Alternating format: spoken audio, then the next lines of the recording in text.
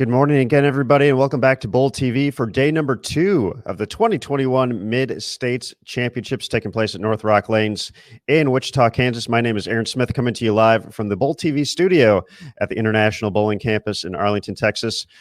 We are excited for another day of collegiate bowling action here. Practice is just wrapped up for our women's squad prior to our Baker sets here. 4 Baker sets, 16 overall games. We're going to go to the lanes as we kind of introduce the show.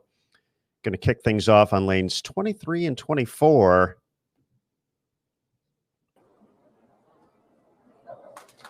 Featuring Oklahoma Christian and Wichita State, our tournament leader.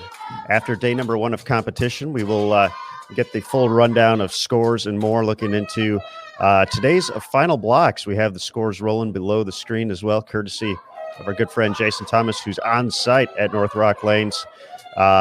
For those of you who followed along yesterday, we're going to be on the same pattern as we saw in day 1 of competition. 43 feet for the women with 31 mils for the volume. That is the only information they were given on the pattern. So the actual pattern will be released at the conclusion of the event. So those were the only parameters those players were given to kick things off for the competition today.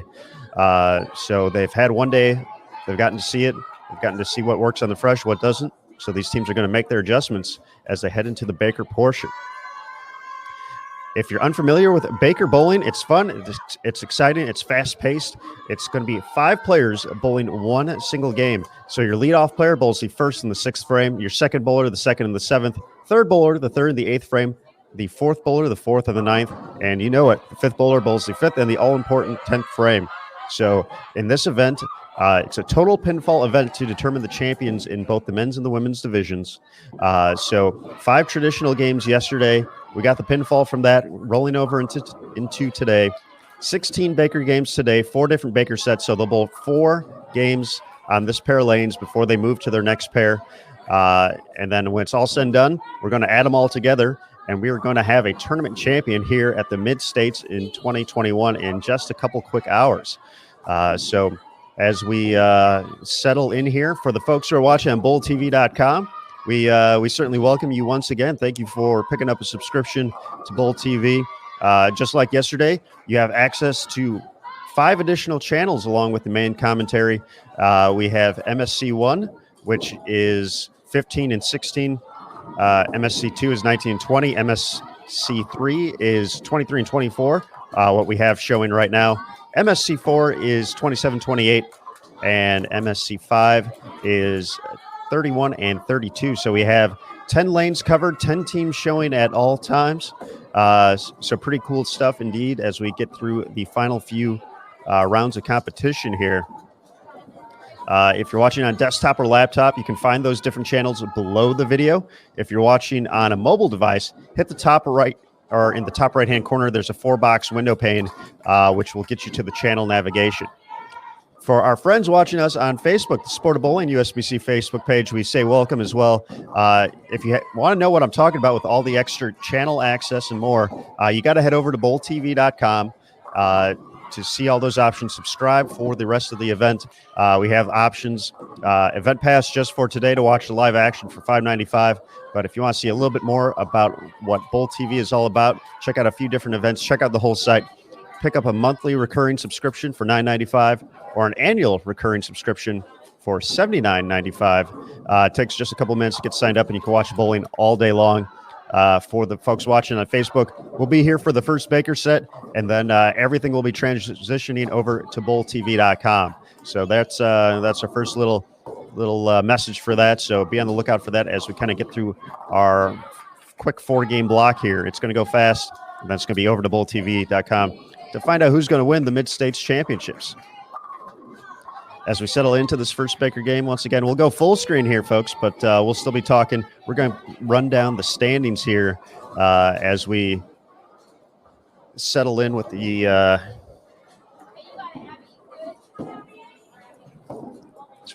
everything bright and early on a Sunday morning. On the women's side, Wichita State, who we're watching right now, compete in the black and yellow on lane 23 to your left. Built a pretty sizable lead yesterday during the traditional games. They averaged over 200 as a team. They were the only team to do so. and came into today with a 282-pin lead that they are looking to retain over 16 Baker games. Their score, 5,032 for their 5-game total yesterday. Midland sits in second place at 4,750. So once again, 282 pins separating first and second. Wichita State, 50-32. Midland, 4,750. Oklahoma Christian, who we're watching right now, is in third place, 4670. Ottawa University out of Kansas in fourth place, 4633. West Texas A&M in fifth at 4614. St. Ambrose, sixth place, 4565. Baker, 4470. Newman, 4457. Iowa Western CC, 4365. And Barton Community College, 4292. That is your top 10 in this 15-team varsity field. There's also 5 junior varsity teams competing at the moment as well. Our all-tournament team was determined yesterday through our 5 traditional games as well. So the individual scores playing a factor in this as well. You see those rolling across the bottom of the screen. Wichita State's Madison Janik fired 257 in her final game to move into the top spot. She finished with an 11.04 total. That's a 220.8 average for 5 games here at the Mid-States on this 43-foot condition. She was joined on the all-tournament team by West Texas A&M's Alexis Sledge, who was second with 1,071. Hannah Jaros from St. Ambrose, third, 1,049. Sydney Hollinger from Wichita State, 1,042 in fourth place. And then Marissa Kieran from Iowa Western CC, 1,038, rounding out your top 5 on the individual standings.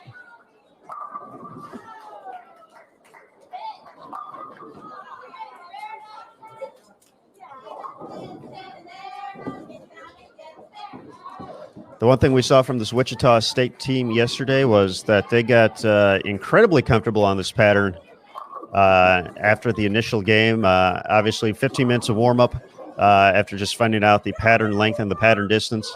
The coaches, the team, a little bit slower start. We're in the low 900s in their first traditional game, but then caught fire after that on their way to building that lead. So our man on the scene, Jason Thomas, talked to the women's head coach at Wichita State, Holly Harris, and even with a 282-pin lead, she felt that they left a lot of pins out there. So we're getting to see Wichita State kick things off today to see if they can make those adjustments on the fresh. And as we settle in, looks like Jason Thomas might be ready for an early morning update to kind of talk about what we saw in the pattern yesterday and potentially what to expect today. So let's bring him in. JT. Good morning. Happy Super Bowl Sunday, Aaron Smith. Good morning to you as well. We're back. We're bowling, and we're going to see if anyone can run down the shockers here on the women's side. Yeah, I mean, I'm not going to say anything that's going to, cause the viewing audience at home to turn off their bowl TVs and watch a Super Bowl pregame show. So I'm going to say it's possible, but if I had to bet on it, I would say the Wichita State women look awfully good. Here in game one, they've got off to a nice little start. One little hiccup there in the third with a missed spare, but it looks like they are playing this pattern properly. It's kind of an old school, long, high volume fallback pattern. So really, right at 10 is out of bounds. And it looks like all the players are in the right part of the lane, and they have some players, lefty, and they've got a couple of righties that are a little straighter, and those righties are kind of right up 10, and then they've got a couple of players that are righties with a little higher rev rate that are a little inside of that, and this is their second time getting to look at it. I would expect them to put up some good numbers today. And off to a strong start. And once again, we talked about it a little bit last night at the end of the men's block, just the team cohesion needed to put together a solid Baker set, a solid Baker game in general. And we're seeing that out of the gates here from both teams. Both teams, just one hiccup along the way and starting to get comfortable out there. But, yes, it was definitely interesting watching in the early going yesterday. seen teams try to navigate this 43-foot pattern with the heavier volume, and you kind of find it in the block there as we settled in about essentially, that invisible gutter has been out there, and if you're trying to get right of that or for the righties or left of that for the lefties, it's going to make for a long day. Yeah, for sure. It's not a surprise that Madison Janik led yesterday. I mean, obviously she's an excellent player, but this pattern's really tailor-made for her. She's kind of slower ball speed, medium rev rate. She's able to get in a little left of everybody and just kind of keep the ball in that little tube, and she's got a little bit of hold, and she's got the ball speed's slow enough to where she can get the ball to roll up coming into the pocket, so it carries a little better than some of the other ladies who maybe throw it a little harder or don't have as much rev rate that can't get the ball to drive through the pins. So it's nice having somebody on your team who is going to be able to go up in the 10th frame and give you a double pretty much every game. Yes, certainly a nice thing to have, and for Wichita State, and generally has had multiple players ready to fill that role over the course of their storied history. And looks like we will be heading to the 10th frame just like that. So once again, folks, it goes quick here in Baker. Just like that. We're only 15 minutes into the show, and we started after practice, or while practice was still going on. So these games are going to cruise by fast. We had such great updates throughout the course of the day yesterday from the tournament staff. So definitely look forward to seeing those once again to kind of keep pace with the scoring pace. That's going to be a big thing to see. Once again, multiple channels to watch around the house as well for those watching on bulltv.com to kind of follow their favorite teams if they happen to hit our featured pairs. We are using the majority of the house here today, but it's, for social distancing purposes. We have the buffer pair in between each and every competition pair. So that makes it a little unique. Teams are moving together as well. So if we catch one team, we might catch them for a couple of games. But we're settling in here. First 10th frame of the day. And you get a look here at Madison where she's playing. And she'll be in a little deeper, about 15 at the arrows, keeping it nice and tight. And that's not very nice. Everything worked out well there except the result. Yeah. Make a nice shot there and had a chance for 202, and then 202 turns into 179.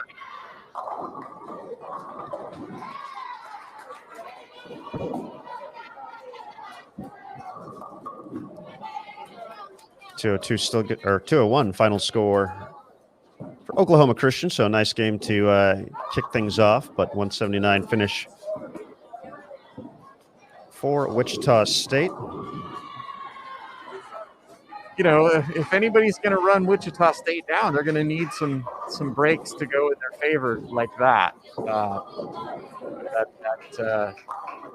Obviously about the worst break you can get, throwing a great shot and hitting the pocket and ended up getting a 7-10 split and losing about 22 pins. So those are the kinds of things that are going to have to happen in order for a team to make a run here at Wichita State with the big lead that they have. Yeah, that was something, we discussed briefly last night as well. For those of you who have an annual or monthly subscription, you can check out the archived events, check out some of that commentary from last night. But, we kind of talked about when you're in this position, when you build a lead like Wichita State has, does the team get, played a little safe, or do they continue to keep the foot on the gas essentially? And, like you said, it looks like Wichita State has made the right adjustments from what they saw in the fresh yesterday. 179, doesn't seem like a great game on general paper, but knowing how tough these patterns are, knowing the lead that they have, and, that poor break at the end with the 7-10, I think they're going to be pretty happy coming out of the gates with that, and we'll make their adjustments from there. Yeah, that shot there it kind of showed you what the out of bounds is, but they pulled a good game that game. There was really only 2-3 shots that didn't hit the pocket. There was a missed single pin in there that cost him 11 pins, and then obviously the 710 cost him another 20. So, you make that single pin and you strike on that first shot in the 10th instead of leaving 710, and you're in the 200s. So I think they're probably happy with how they bowled that first game. We talked a little bit yesterday about when you ask pros after a block how they bowled. A lot of times one of the things you're going to hear is, I bowled better than my score would indicate, or I bowled worse than my score would indicate. I got a lot of score out of it. That game, I think they felt like they bowled better than score would indicate. And so doing that, I'm sure they don't feel too bad going into game 2. I would agree with that. And, that's part of the important, communication that's going back and forth from Coach Holly Harris and the rest of the staff is communicating that particular message that, hey, that's, we had 3 small things not go our way that game. We can tighten up 1 or 2 of them with the spare shooting. 7-10. What can you do about that? So it's certainly expect a solid game here, especially getting to stay on the same lane for consecutive games. I would imagine they're going to switch over to 24 for the last 2. Typically, there's some type of you bowl half on one, half on the other, whether it's switching back and forth every game or 2 and 2 for this 4-game Baker set. So they've gotten the information, they've gotten the practice time on the pair. So excited to see what they have in store here. Yeah, and that's the nice thing about having a 200. 82 pin cushion going into today. You get a bad break like that 710, there's no reason to panic.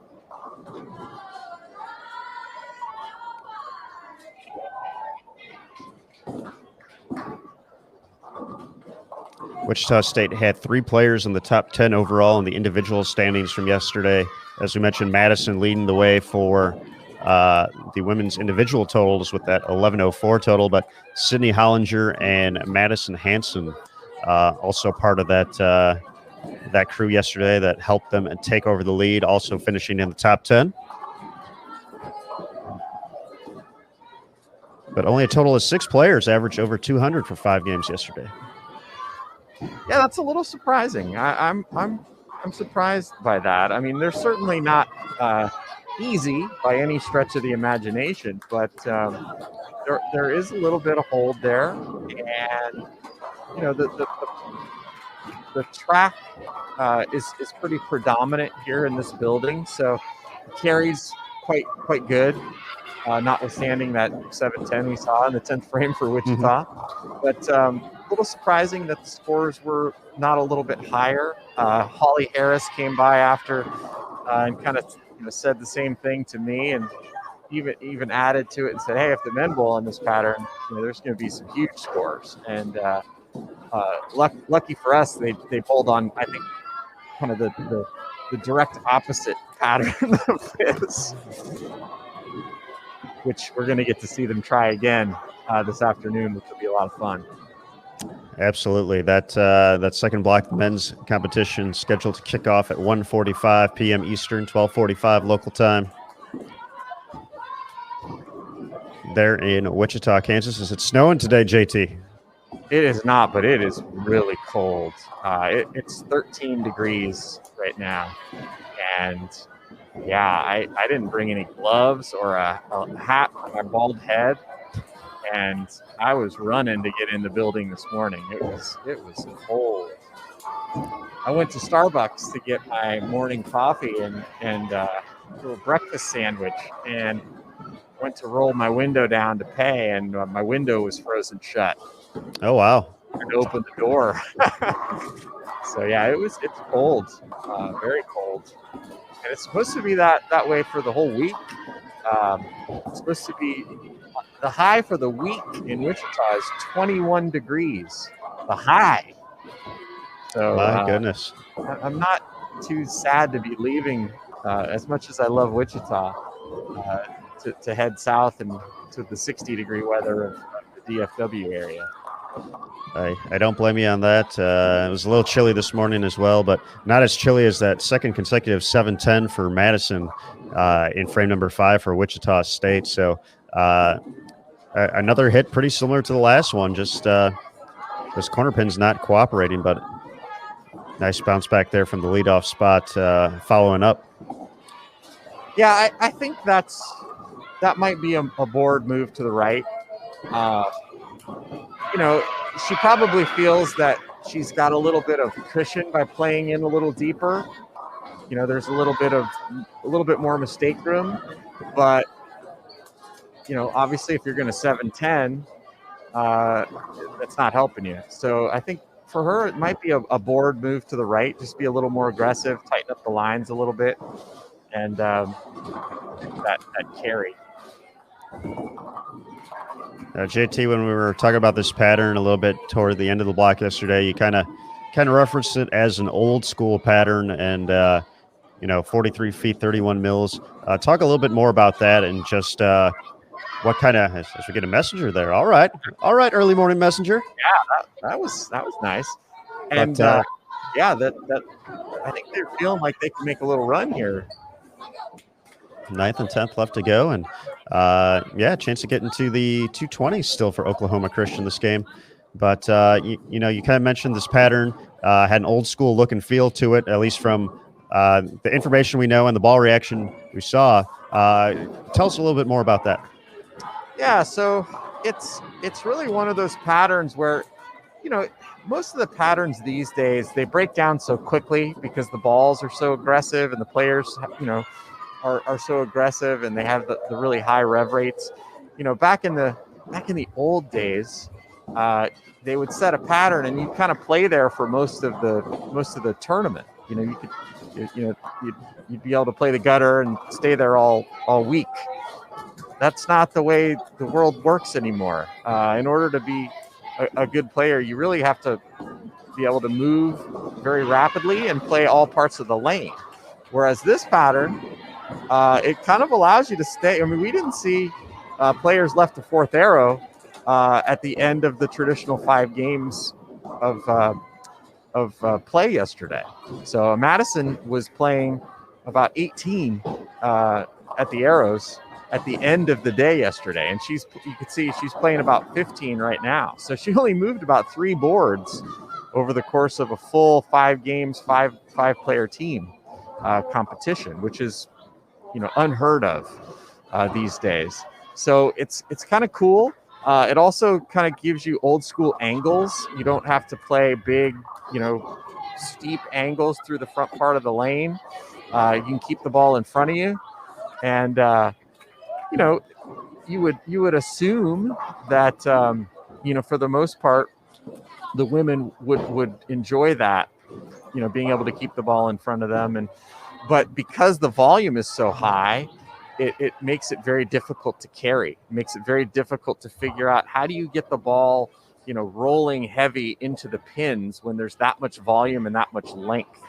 And so, that's why Madison was able to lead the field yesterday, because she's one of the players that can get the ball to roll heavy in those last 17 feet after the end of the pattern, and get the ball to go through the pins the right way. And it's kind of funny that she's struggling here early to get the ball to do that. But like I said, if she moves, just squares up a board to the right, that's all she has to do. Just keep her eyes in the same place, move a board to the right, keep it aggressive. She'll start seeing those pins go down and not leaving 7-10s. No more 7-10s for Madison. She's exceeded her limit for the day. Yeah, 2 for 2. The last 2 shots is that's about all you want to see.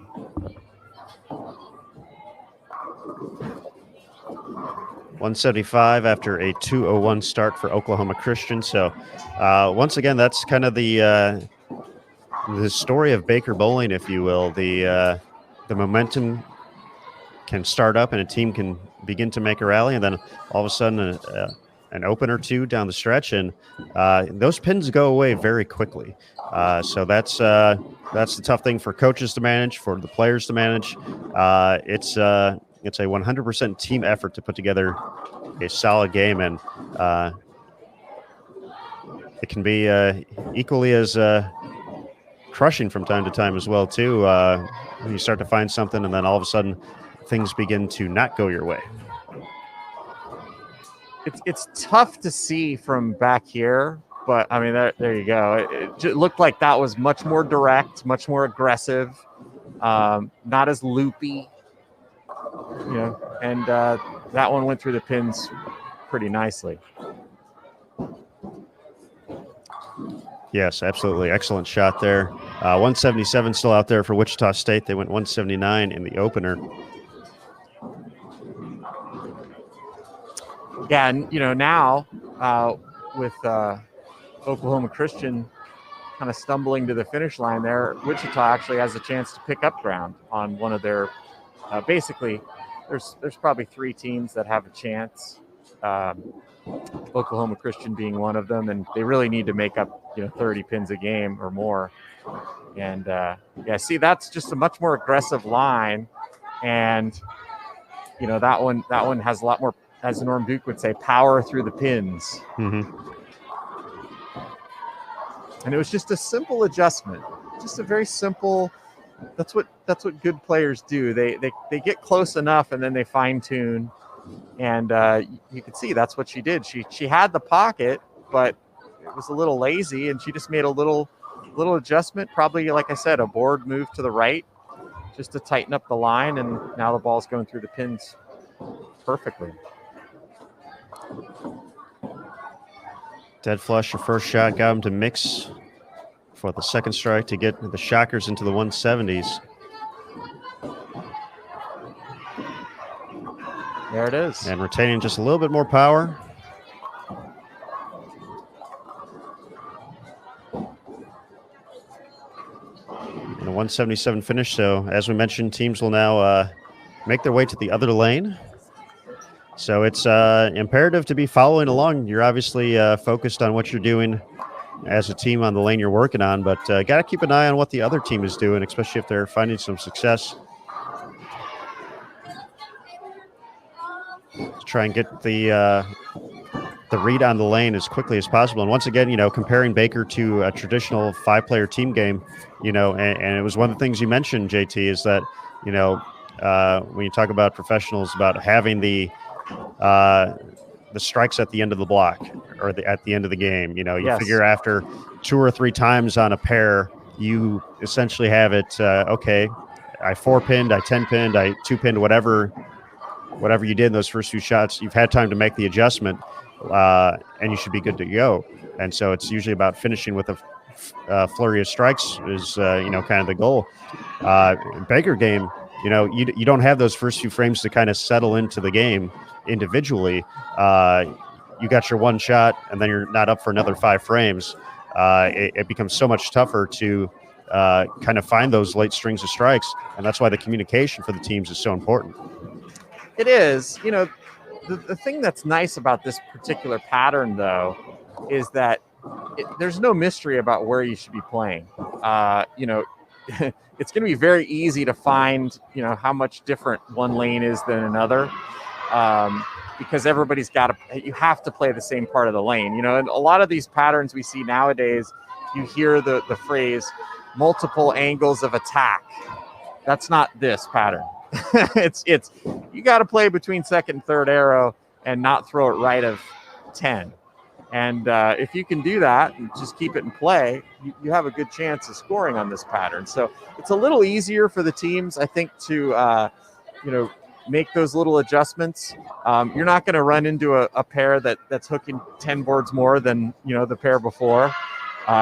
It's just not going to happen on this pattern. It might hook a board or 2 more, and then your leadoff player makes a good shot, 4 pins or goes high and says, "Hey, I threw a good shot there. We all need to move a board." That's all you're really going to have to do today.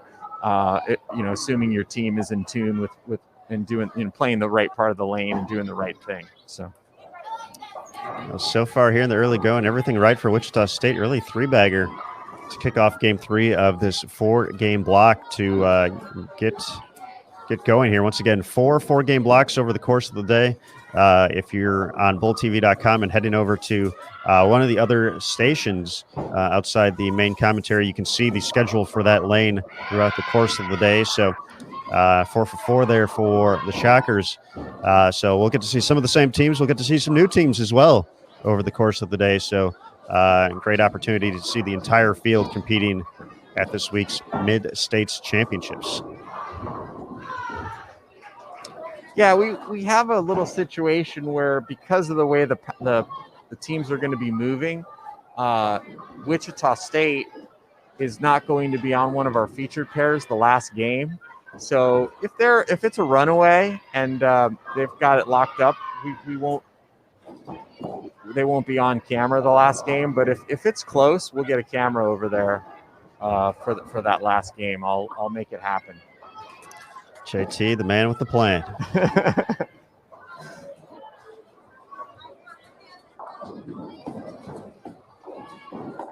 And those of you guys wondering about your score updates, we'll get those after each block of 4.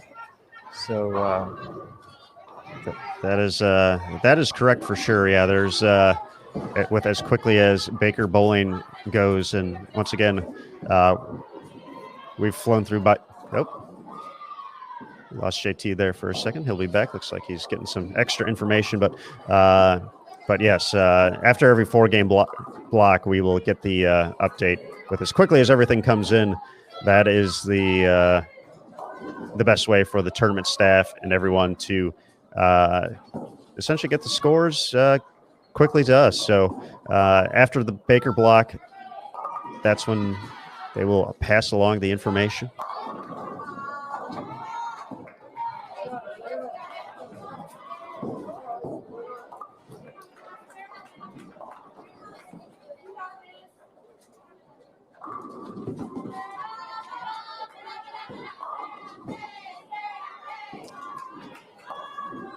All right, folks.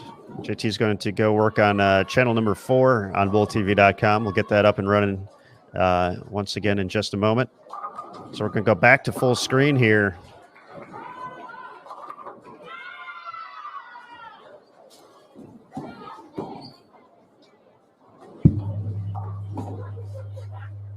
With Wichita State and Oklahoma Christian.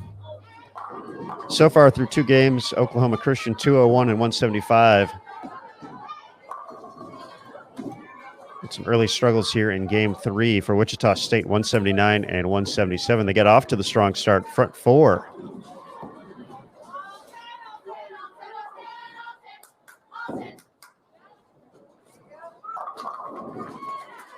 So spare in the 5th, and now their first open in frame number 6, but still on pace to post their highest game so far of the day. Once again, heading into competition, a 282-pin lead for Wichita State over Midland University, and then Oklahoma Christian was another 80 pins back of that. So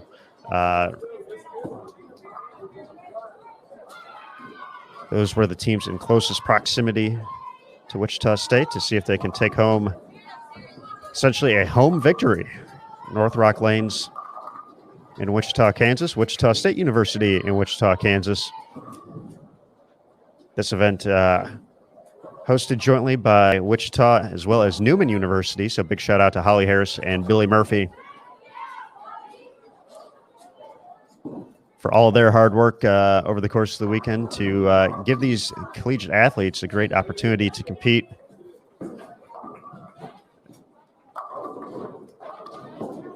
We haven't talked about the men's side that wrapped up, but Wichita State 51-50 leading on the men's side after 5 traditional games yesterday.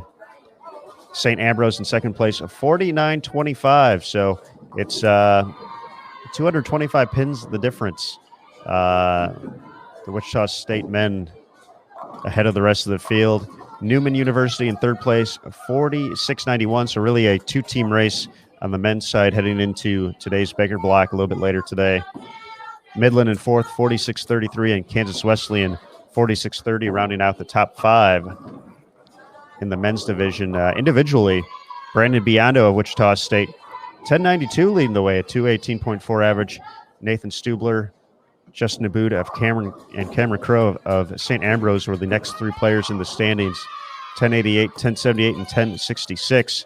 And then that 1066 also the score for Midland's Christopher Yadeau. So that was your top 5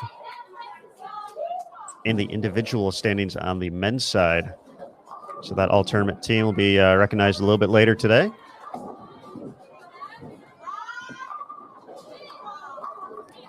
We'll get some photos posted on social media at the end of the block. Of course, we'll have a full recap available on bowl.com. Share that out to the Sport of Bowling USBC on Facebook, at USBC on Twitter, at US Bowling Congress on Instagram. So be sure to follow, give a like, and be on the lookout for more news about collegiate bowling here in 2021.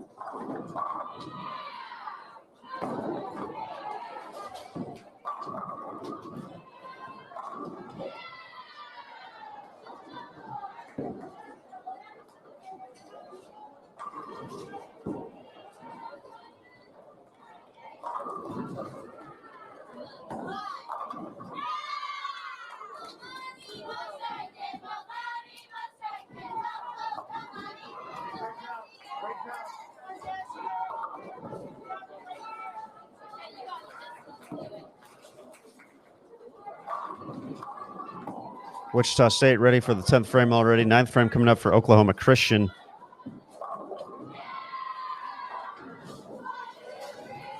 A pair of opens in the back half of the game have slowed down Wichita State, but still the opportunity to get to 211. Already have their high Baker game so far of the day after 179 and 177 in the opener.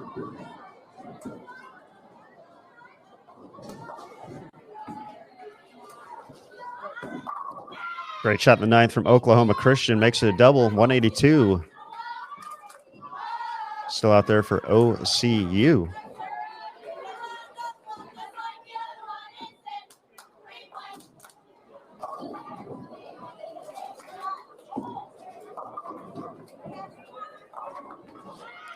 After that strong start for Wichita State, not the finish they envisioned.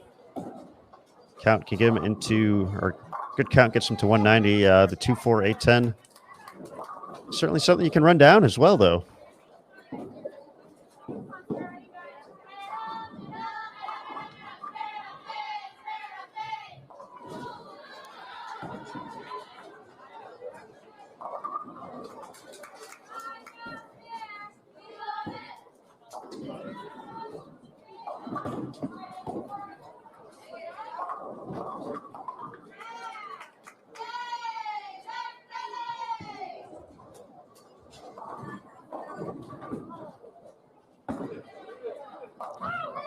Oh, that is exactly what you wanted to do there for the 2-4-8-10.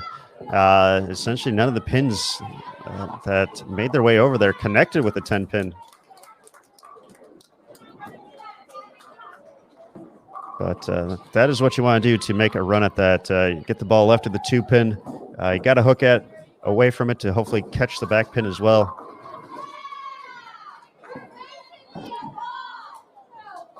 Send a few pins over at the 10, but just does not connect. Excellent effort, though.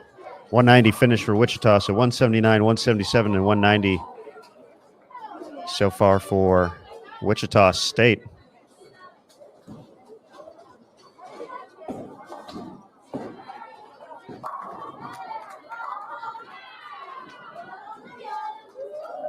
Full ball left to go for Oklahoma Christian. Wichita State moving into game 4. Final game of Baker set 1.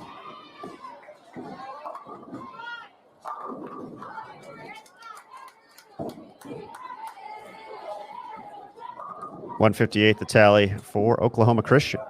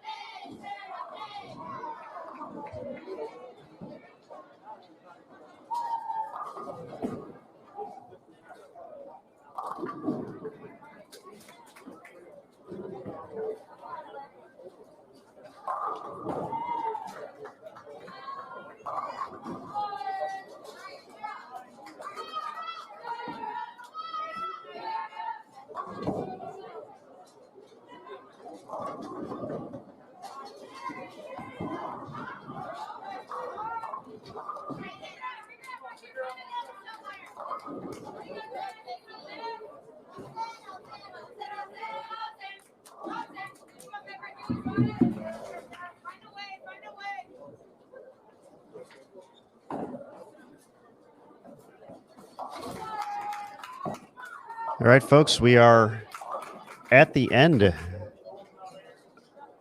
of Baker Set 1 here for the women's competition at the 2021 Mid-States Championships. Total of 4 Baker sets for our women's competitors today, 16 total Baker games. And after that, we will tally up all the pinfall to determine our champion.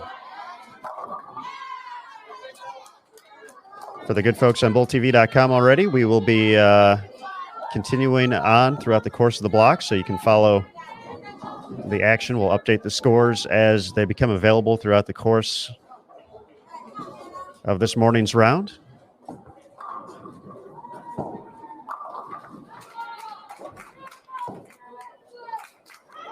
But just a few frames left for everyone tuning in on the Sport of Bowling USBC Facebook page before we send everything over to BullTV.com. So once again, if you want to check out the action, you have a few different options. You can subscribe for an event pass to watch live for the rest of the day for $5.95.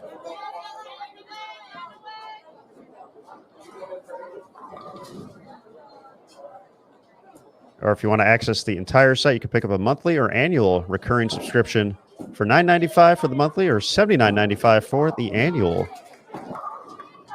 If you're looking Bowl TV long term, in addition to collegiate events throughout the course of the regular season, leading up to the postseason, and of course the intercollegiate team and singles championships, Bowl TV also is the home of the PWBA Tour. All 20 national tour stops and the complete regional circuit will be available right here on BowlTV.com. Qualifying match play from the USBC Masters as well as the US Open will be available to view.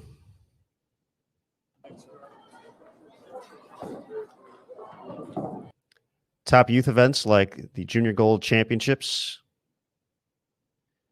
top senior events, Super Senior Classics, Senior Masters as well.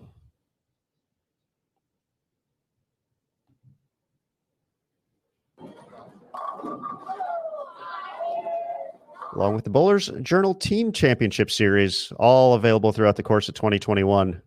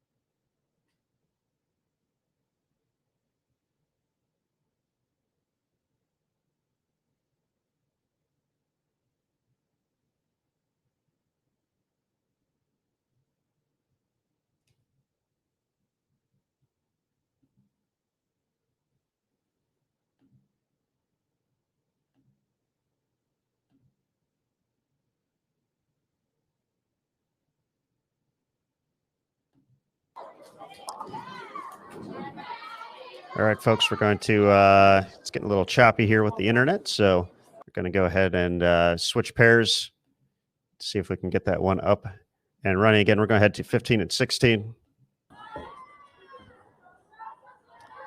St. Ambrose and Newman.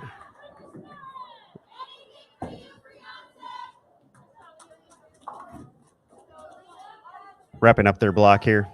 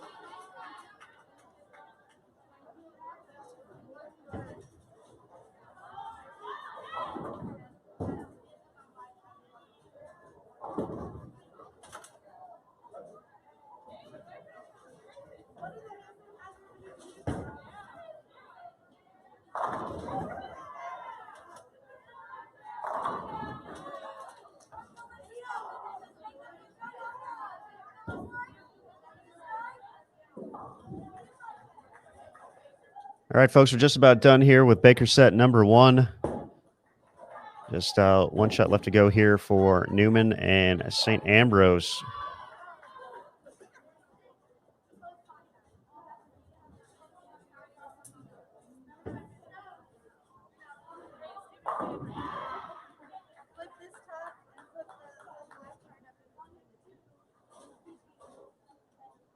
These are their JV squads.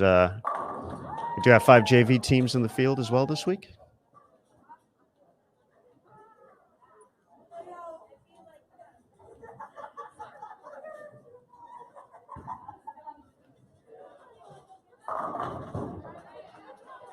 All right, folks. So wrap up once again. We'll get score updates available as soon as we can. But we're going to go ahead and start to settle in for Baker set number 2 of 4 here for our women's field at the 2021 Mid-States Championships. The conclusion of Baker Set 4, we will know our tournament champion.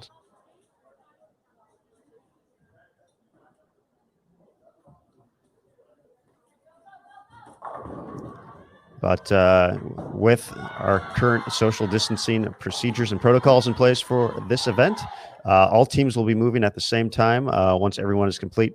So it looks like we are pretty close to being complete across the board here for our featured pairs.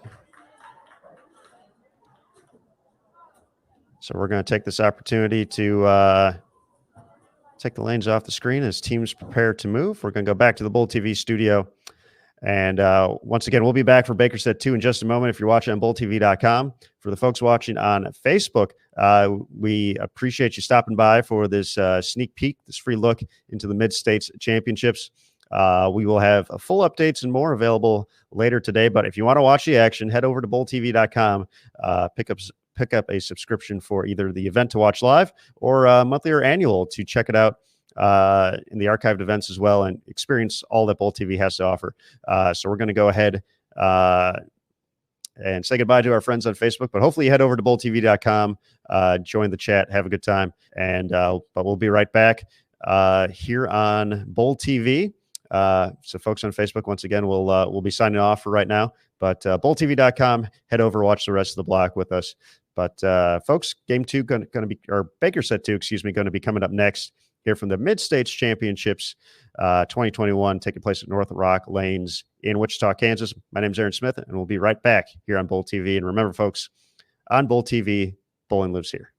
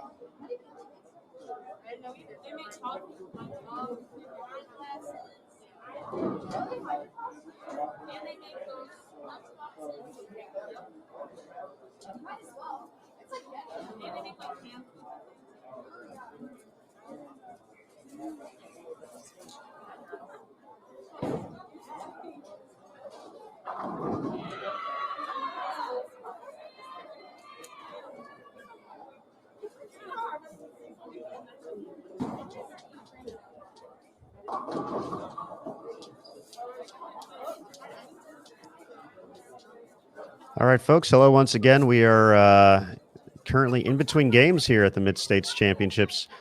Baker Set 1 has completed. Baker Set 2 going to be coming up next. Taking a look at the lane schedule coming up here on lanes 23 and 24, which is also MSC3 for the channel selection.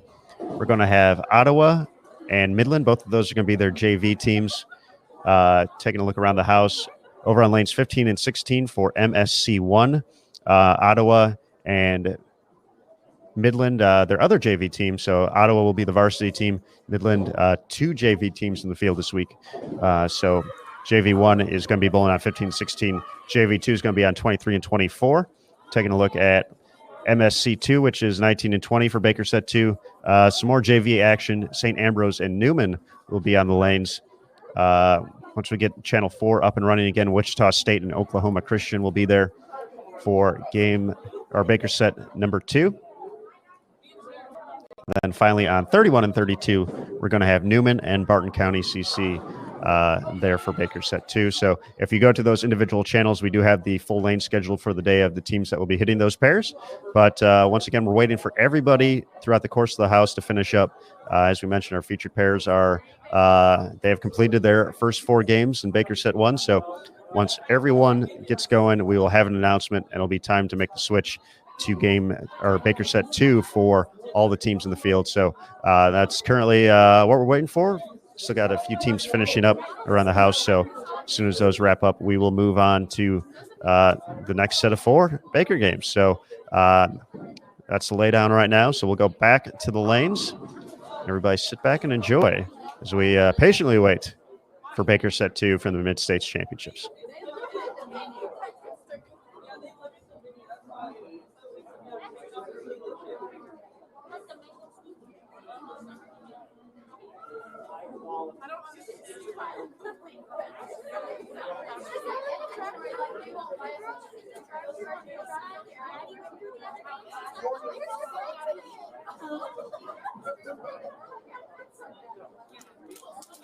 All right, that's moving our first set. Go ahead and move to your next pair.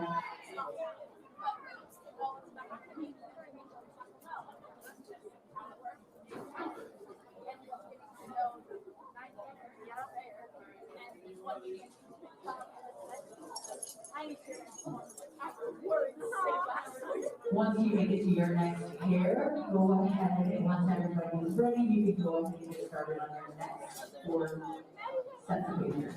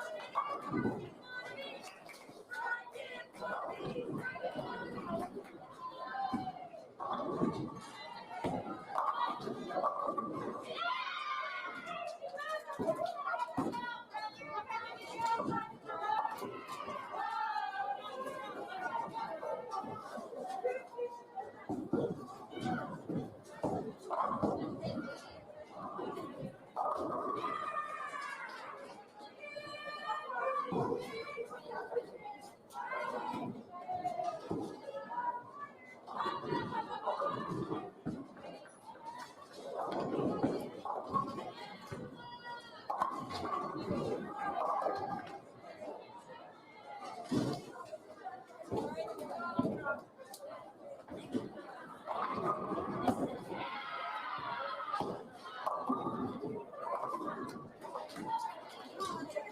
right, everybody, welcome back. Baker Set 2 underway here for the women's field at the 2021 Mid-States Championships taking place at North Rock Lanes in Wichita, Kansas. We are joined by two junior varsity squads here in Baker Set 2, Midland and Ottawa, currently on the lanes 23 and 24, or MSC3 in the channel selection here on BullTV.com. This is game 1 of 4 for this Baker Set. Midland off to a pretty strong start. Chance to still get to 2:03. Ottawa a little bit farther behind this game, so they still got a couple frames to go. So Midland wasting no time here to get this first game in the books. Spare opportunity for a chance to get to 193.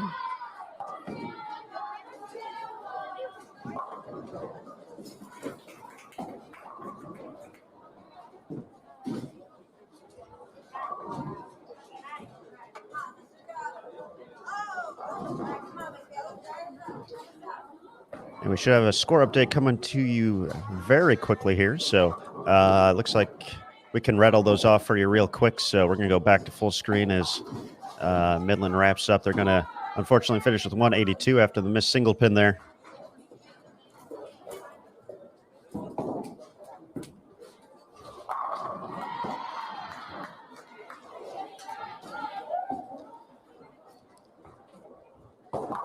Taking a look at the overall standings, Wichita State, we caught them for the first 3 games before our channel started to freeze up a little bit there, but they finished strong. 244 the final game for the Shockers, and looking across the house, 200, not too many of those in that first Baker set. So let's see, 215 to 215, or 220 to 215 to 204. A 201, a 200 on the nose, 209. So only a handful of teams able to eclipse the 200 mark in that first set of Baker. So 244, a monster game, which has increased Wichita State's lead over the field. They were the highest Baker block by nearly 50 pins, 47 pins. They finished with 790 for their 4 games, bringing their overall total to 58-22.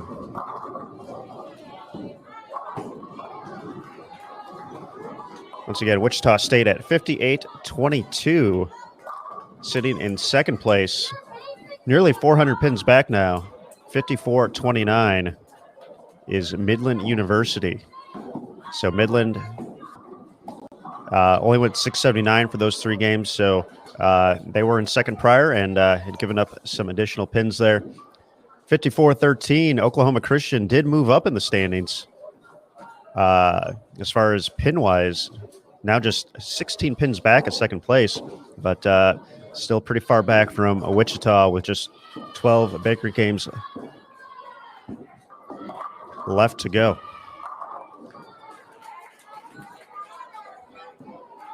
Sitting in fourth place with 53-42 is West Texas A&M, and Ottawa rounds out the top 5 with 52-88. So the big story, another strong block, strong set from Wichita State has created even more distance between them and the rest of the field.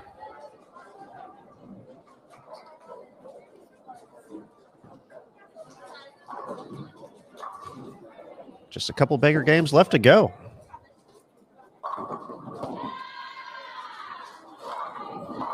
As we look at the JV standings, since we're watching a couple of the JV teams right now, Midland's JV1 squad is leading the way, 48-87. 32 pins ahead of Newman's JV squad. Once again, we mentioned Midland having a pair of JV teams. So JV2 is in third place, 4807. Ottawa JV squad is in fourth, 4786. And St. Ambrose rounding out the top 5 on the JV side, 4708. So standings a little bit closer in the JV portion of it. So from first to fourth place, 101 pins, which is very obtainable here in the Baker setting.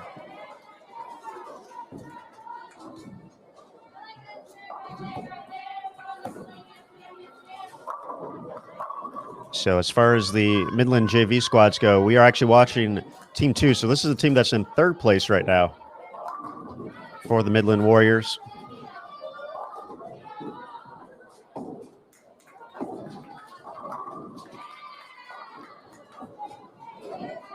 If you want to catch Midland's junior varsity squad at number 1, which is in first place at the moment in the JV standings, they are on MSC1 channels or lanes 15 and 16. So we'll see them here in a couple of games as well on 23 and 24.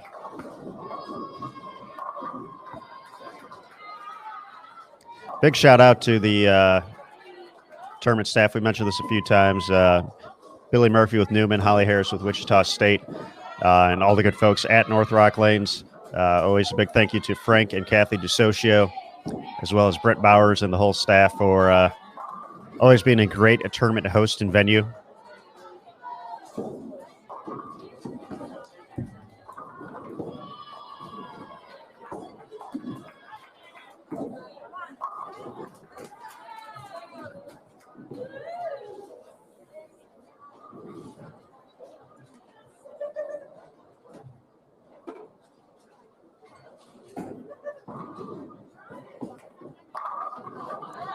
.141 finish for Ottawa in game number 1. So both teams now moving on to game 2. Once again, 4 games in each Baker set. Total of 4 Baker sets today, 16 Baker games to go along with our 5 traditional games from Saturday to determine the champions here at the Mid-States Championships.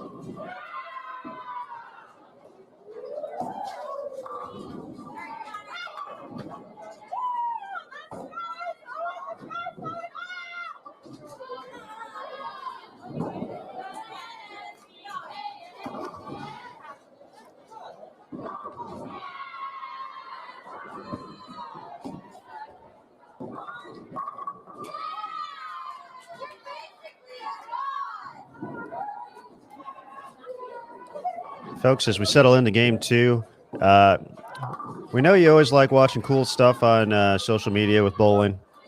It's a big part of sharing the good news and all the great things about the sport.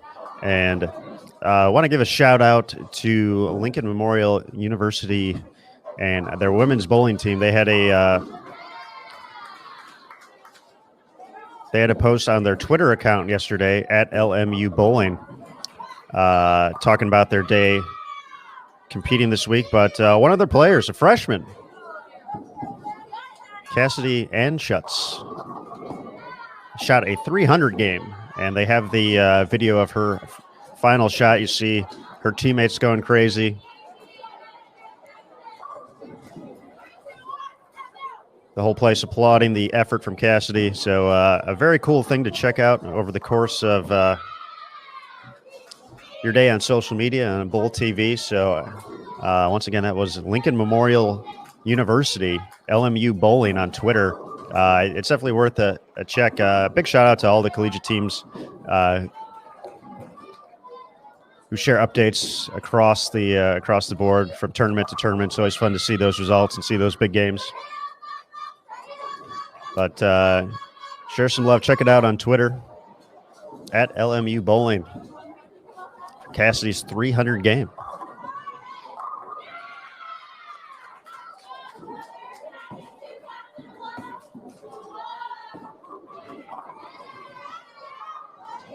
Speaking of social media, we will have a full recap available of the Mid-States Championships a little bit later today after we wrap up the women's and the men's competition.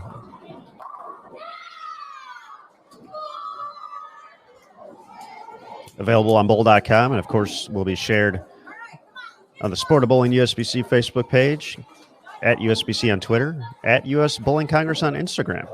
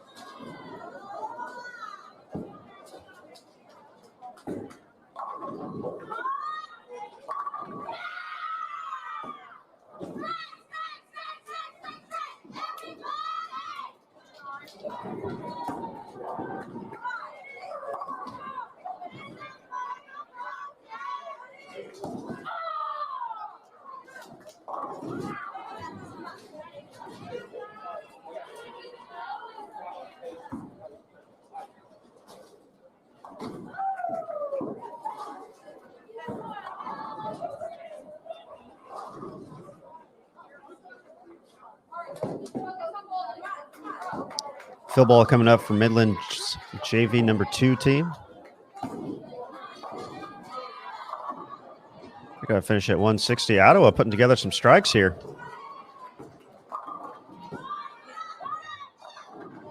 And another one.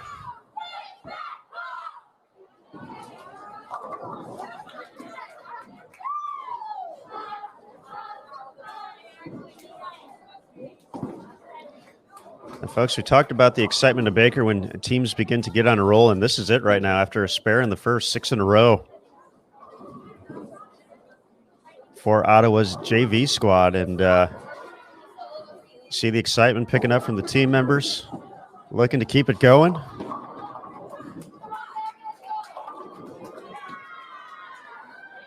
Midland with 160. We'll have to wait to switch pairs. Oh, one more. Let's go, Ottawa.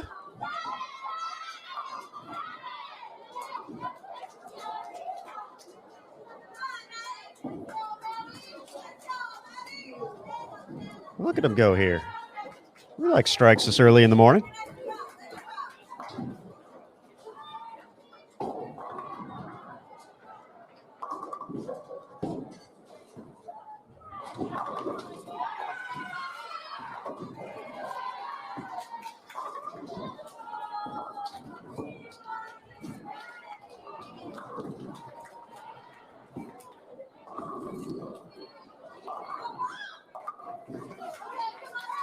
The string of strikes ends there in frame number 9, but 7 in a row for Ottawa. Bringing that good energy here.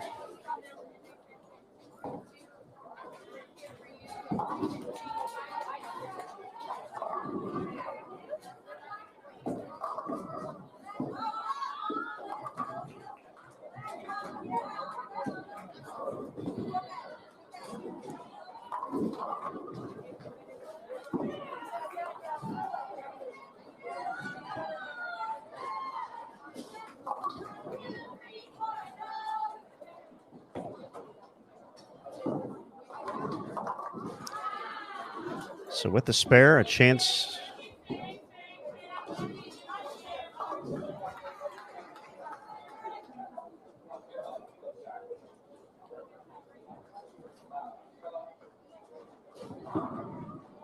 Well, they got the score corrected there. Chance to get to 254 this game still for Ottawa.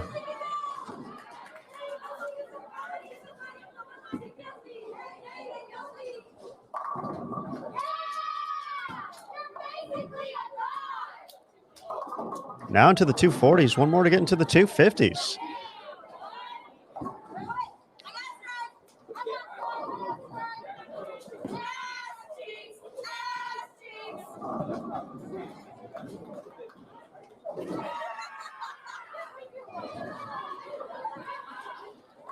And we talked about the dynamic of a big Baker game and how tough it is to do, but we're getting an example of it. It's an excellent performance here from Ottawa's junior varsity squad.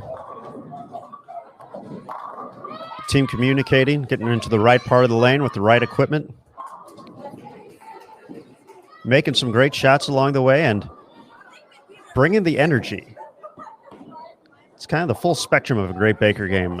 We just witnessed that, and 254 still out there. JV Brave squad. Nice bounce back, too. That's got to have a short memory sometimes in Baker. 141 in game one, 252 in game two.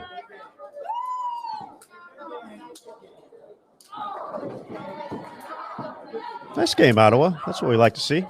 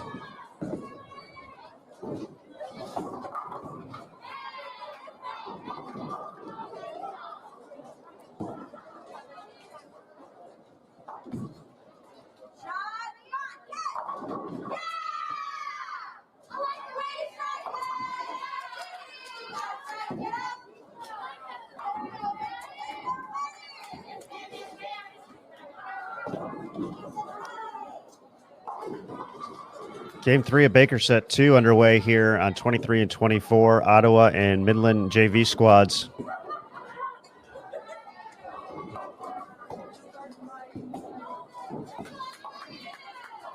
Looking to put up some numbers here. Ottawa, 252 last game.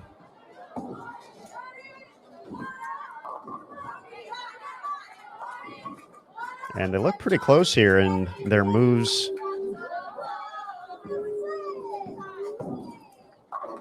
As they switch over to 23.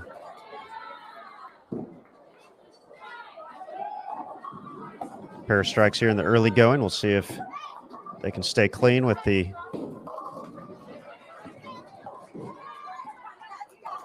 2-7 left up on the board here in frame number 4. So again, we have scores rolling across the bottom of the screen.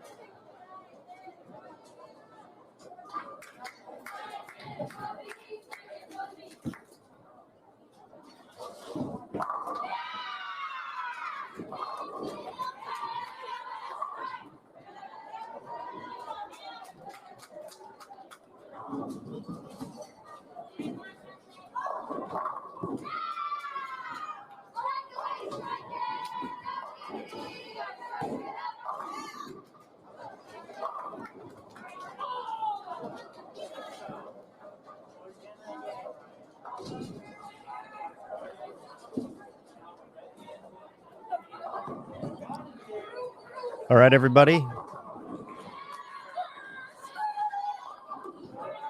Game 3 of Baker Set 2 just about wrapped up here on lanes 23 and 24, 171 for Ottawa.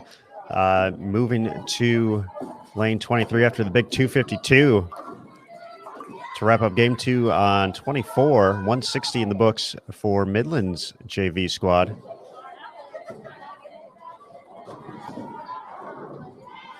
So far we've seen Midland go 182, 160, 160. Ottawa has been up and down 141, 252, and 171. The big story right now, though, with now less than 12 Baker games left to go, Wichita State on the varsity side has begun to essentially walk away from the rest of the field. Nearly a 400-pin advantage heading into Baker Set 2. Once again, 4 Baker sets on the day. They were up by nearly 300 pins entering the day after the 5 traditional games yesterday. Started up 282 pins ahead of second place and now pushing close to 400 after a 790 set in the opener.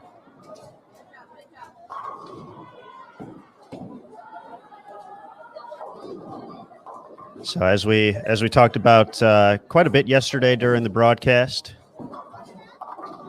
we knew specifically for Wichita State this was going to be their first event of the season and potentially the first event for a lot of these teams this week and first time in competition in nearly a full year.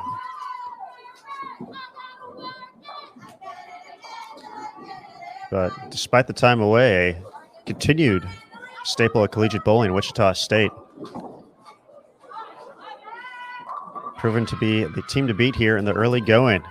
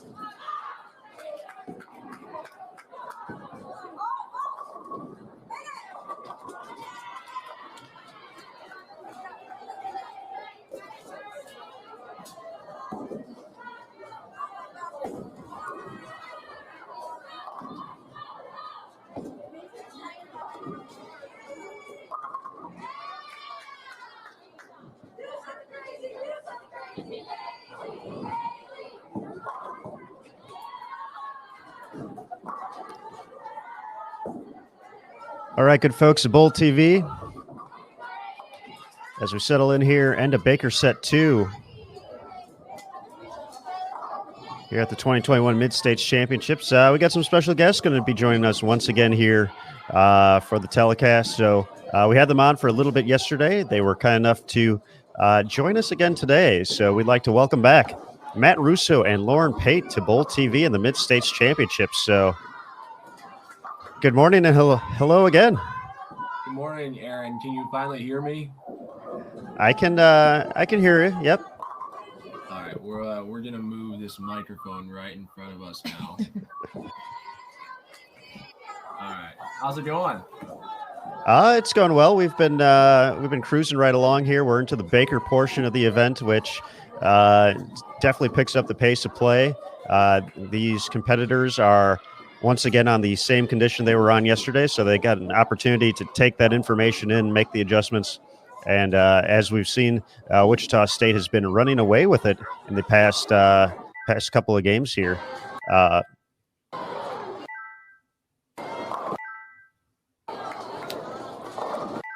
I the only one hearing that right now? I hear it too. No, yeah, we hear it too. Okay, I'm wondering where that's coming from now. Making sure everything's plugged in.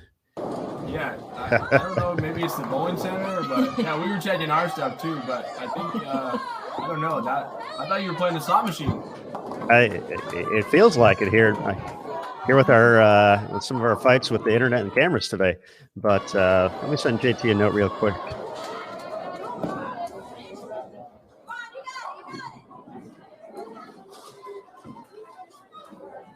Yeah, that's weird because, for these telecasts, I got multiple tabs open. I'm kind of trying to listen to everything going on. So when all of a sudden you start hearing random things like that, it gets frightening because I have no idea where it's coming from. So I end up closing everything really quickly. But I'm like, am I the only one hearing that? So if you guys are hearing that as well, that's we can narrow it down in that situation. So that's always good.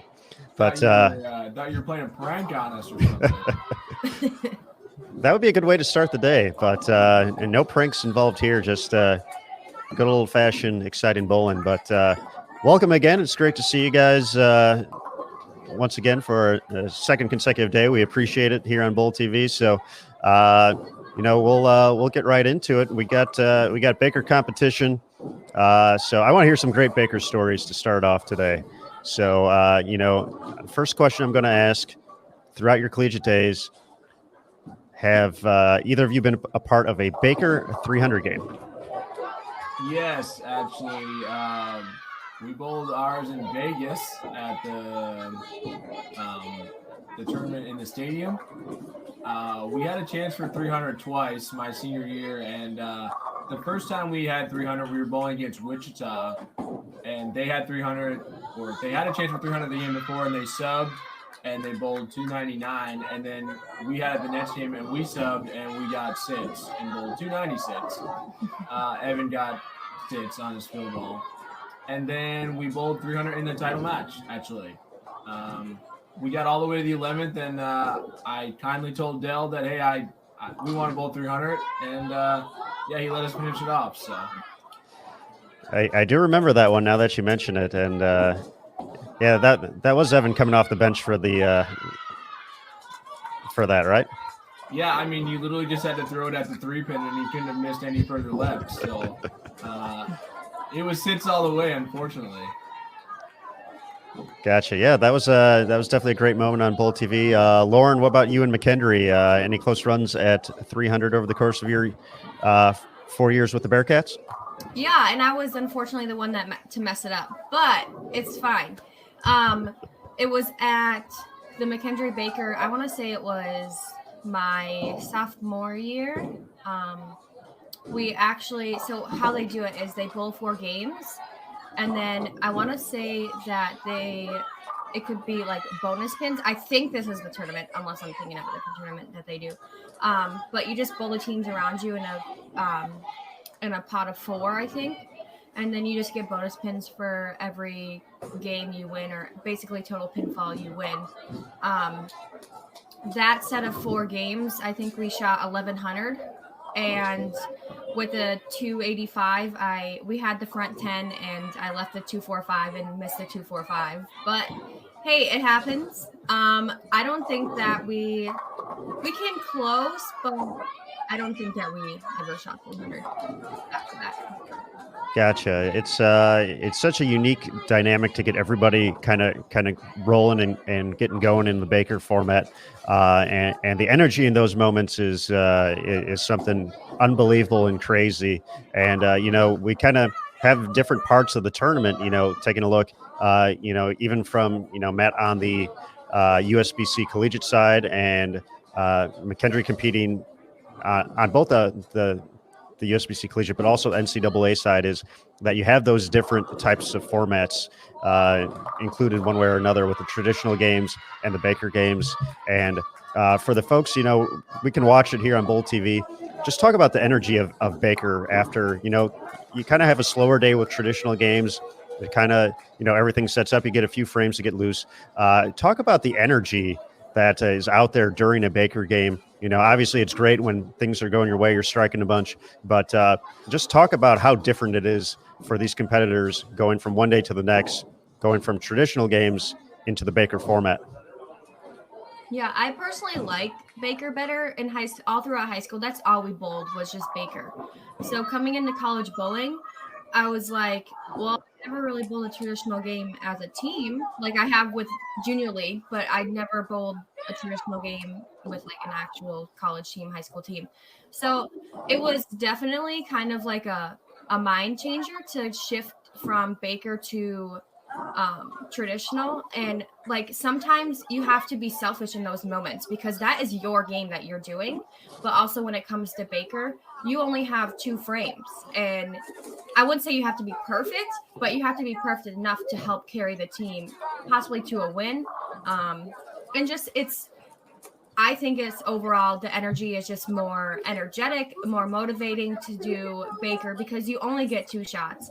So you have a little time to think of what you want to do. But then in traditional games, it could be, you could have like a 2 to 4 minute pause of, if you have one bad shot, you could overthink it. But then in Baker, you don't have really that much time to think. Rather, you just have to perform. And I think that is the best part of college bowling. For NCAA, we go Baker, traditional Baker. With USBC, it's traditional Baker. So it was definitely, you had to mind shift constantly throughout NCAA bowling. And then even with USBC, because we're so used to, Baker, traditional Baker, it's a whole mind shift. And I enjoyed it. Again, trusting the process, and everyone's going to have bad days. Everyone's going to have phenomenal days, but that's just all part of bowling. I think the most rewarding part about Baker is like you're actually bowling an actual team game. Like it takes 5 guys to bowl 200 or 300 or whatever the score may be. At least in traditional, I mean, you can have somebody bowl 160 and then somebody else back it up with 240, and now you're even for those two bowlers. So I think obviously the mindset is different. I just think it's more rewarding in a Baker game. When you get down to match play and nationals and sectionals, those Baker games just mean a whole lot more, essentially. Sectionals is a complete grind. I think Baker, you may get a little bit more tired because you're just constantly either throwing shots or thinking or always on the move and just watching the other players in front of you. But it's really rewarding, and I think that's the best word I can describe it. I mean, throughout the 4 years, we've had some incredible Baker sets, and we've had absolutely terrible sets. I mean, I remember bowling, 150 a couple times, and it happens. But the good thing about Baker is it only takes one person to start the roll or start the momentum shift or, put everybody together. Whereas in traditional, if you got 2 guys and they're in the top and the bottom of the lineup and those 3 guys in the middle are not doing so hot, you're looking at that scoreboard and like, wow, we got a ton of opens, so the mindset's different. But yeah, Baker is awesome. Whether you're in the first position or the 5th position, everybody's spot is important. And I think that's the misconception is, only the guy in the anchor position is important or only the leadoff position. I mean, if you got somebody who's locked in and they're the 5th bowler and somebody who's locked in the 1st bowler, well, that 4th bowler, if he strikes, it's a 3-batter. So, it's important. The middle part of the game, I feel like, is the most important. That's where the momentum shifts. That's kind of where you can, change the tide a little bit. And I mean, we've seen it plenty of times of you start off not so hot and then the 4th bowler strikes and the 5th bowler strikes. And now you're looking at a double and then the 1st bowler gets lined up, 3-batter, and now you're on a roll. So it's super cool to see some of the teams that figure it out. I mean, look at 23 and the last 2 bowlers, strike out for 188. That's the cool part about Baker is, you got those 2 bowlers that can put them together, and there you go. So it's a lot of fun. I agree, and I think that's a good point, Matt, when you talk about that, because essentially, depending on the format for each tournament, it varies a little bit. But when you're in these Baker sets, sometimes it's 2 games on a lane before the switch, or you're switching back and forth each frame. So looking at that middle part of the game, once you get to that, obviously. Yeah, generally you got your player throwing the most strikes in the 5th spot. But when you get to restart again, that's going to be the opportunity for everyone to get to see, that's their second shot on the lane. It's the second opportunity to make the adjustment based off of what you saw from that first shot, and hopefully execute, make the right move, and put together a strike and kind of go on that run. But yeah, it's I think that was a great way to put it. There's certainly. I don't want to say stereotypes, but there's, particular players who seem to fit into particular roles in Baker.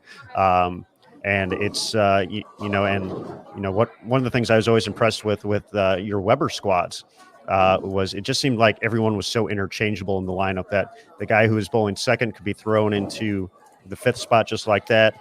The 5th player could bowl 3rd. It just seemed very fluid and changing around and being ready for those moments, and not necessarily, anyone being too hinged to being one person or being like in that one role. And there's a lot of adaptability to it as well. Yeah, I think that starts with us being able to sub so much on second balls. We came up with a lot of strategies of having a lefty shooter spare for a righty or vice versa. And I think depending on where we went, the tournament we were bowling, I think it determined who kind of filled in where. Obviously, when the right was really good, I mean, there was no point of a lefty bowling anywhere close to the bottom. I mean, it's a unique part of Baker is if you can find people who are so interchangeable, I think the teams are that much better. But then when you look at somebody like the team that Lauren was part of, I mean, they had a solid lineup front to back. So there's two ways you can look at it. You can look at it as you have a solid overall team where they're interchangeable, or you've got 4 girls, 5 girls who are just absolutely crushing them, in the Baker format. Yeah, that was definitely those McKendree teams as well. Tough to find a better 5. Just to think about kind of the success that team had over the course of those past few years. Lauren, for you, I know we saw, Coach Shannon was not afraid to move folks around the lineup, but where did you feel most comfortable at in the Baker setting? So my first couple of years, I was the 3 person. So what is it, 3 and 8? Yeah. I was most comfortable there. But then as we started losing Sarah and Jess, I became the leadoff bowler because I'm always full of energy. So, and I'm a firecracker. So I think Shannon wanted that to come into a play if we move pairs or if we start a different game to kind of start something between the girls. So 3 and 1. Eventually, there were times where I was in the 5-hole. It wasn't very often because, I mean, you can't beat Brianna Clemmer. She's one of the best players out there, and she struck a ton. So if you were striking more than her, then you're winning for the day. But Brianna always found a way to rally them together, whether it's needing to double in the 10th to win the match or winning a national championship. She always found a way to do it, and you can't beat any of that right there.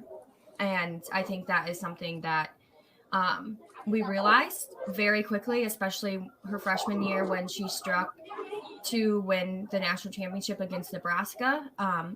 Fun fact, no one knew that she needed to strike besides me, which is why if you saw the video, I was the only one up there screaming and jumping because I knew we had won. But if you can find a young girl who does that, I think that team will be unstoppable, regardless of who is in the 1 and 4. If you have a solid player that strikes, I think that would benefit the team without a doubt.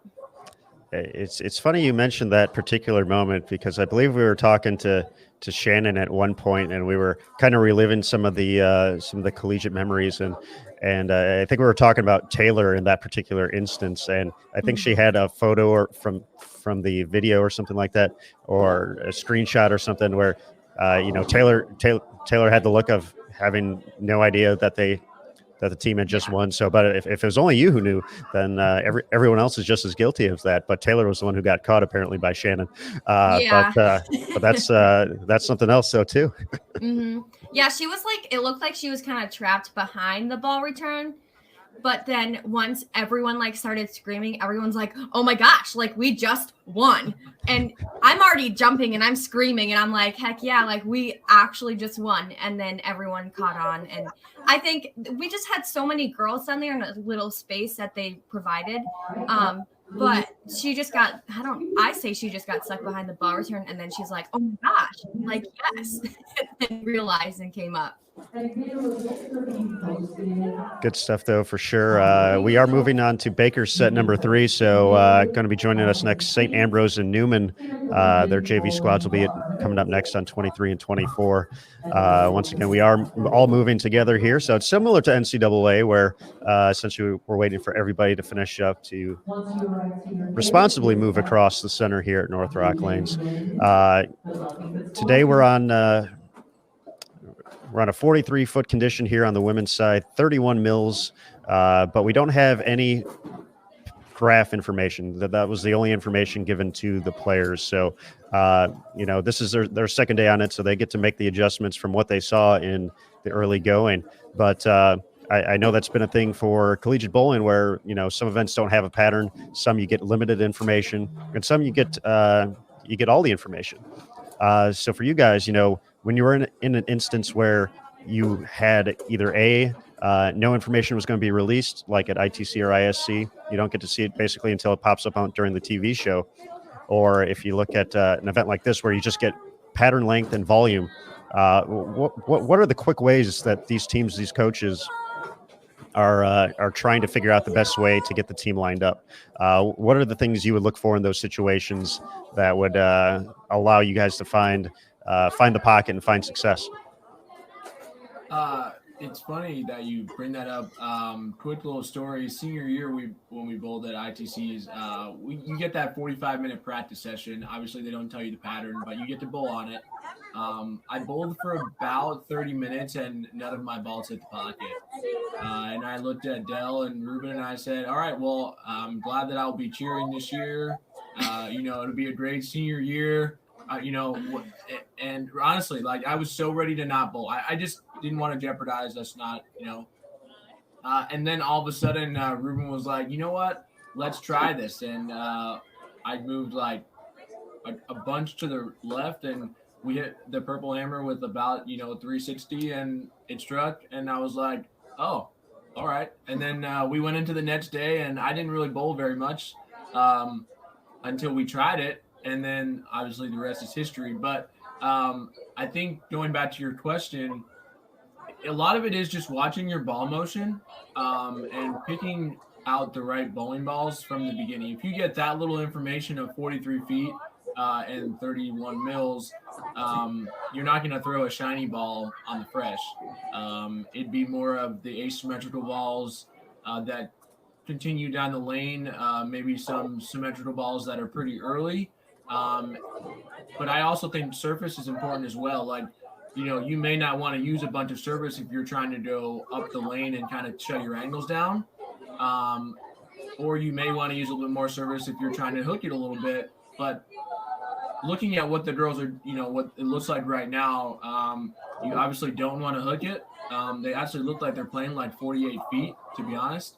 So I think that comes into play as well as where you're bowling at as far as the center and, how the characteristics of the house play.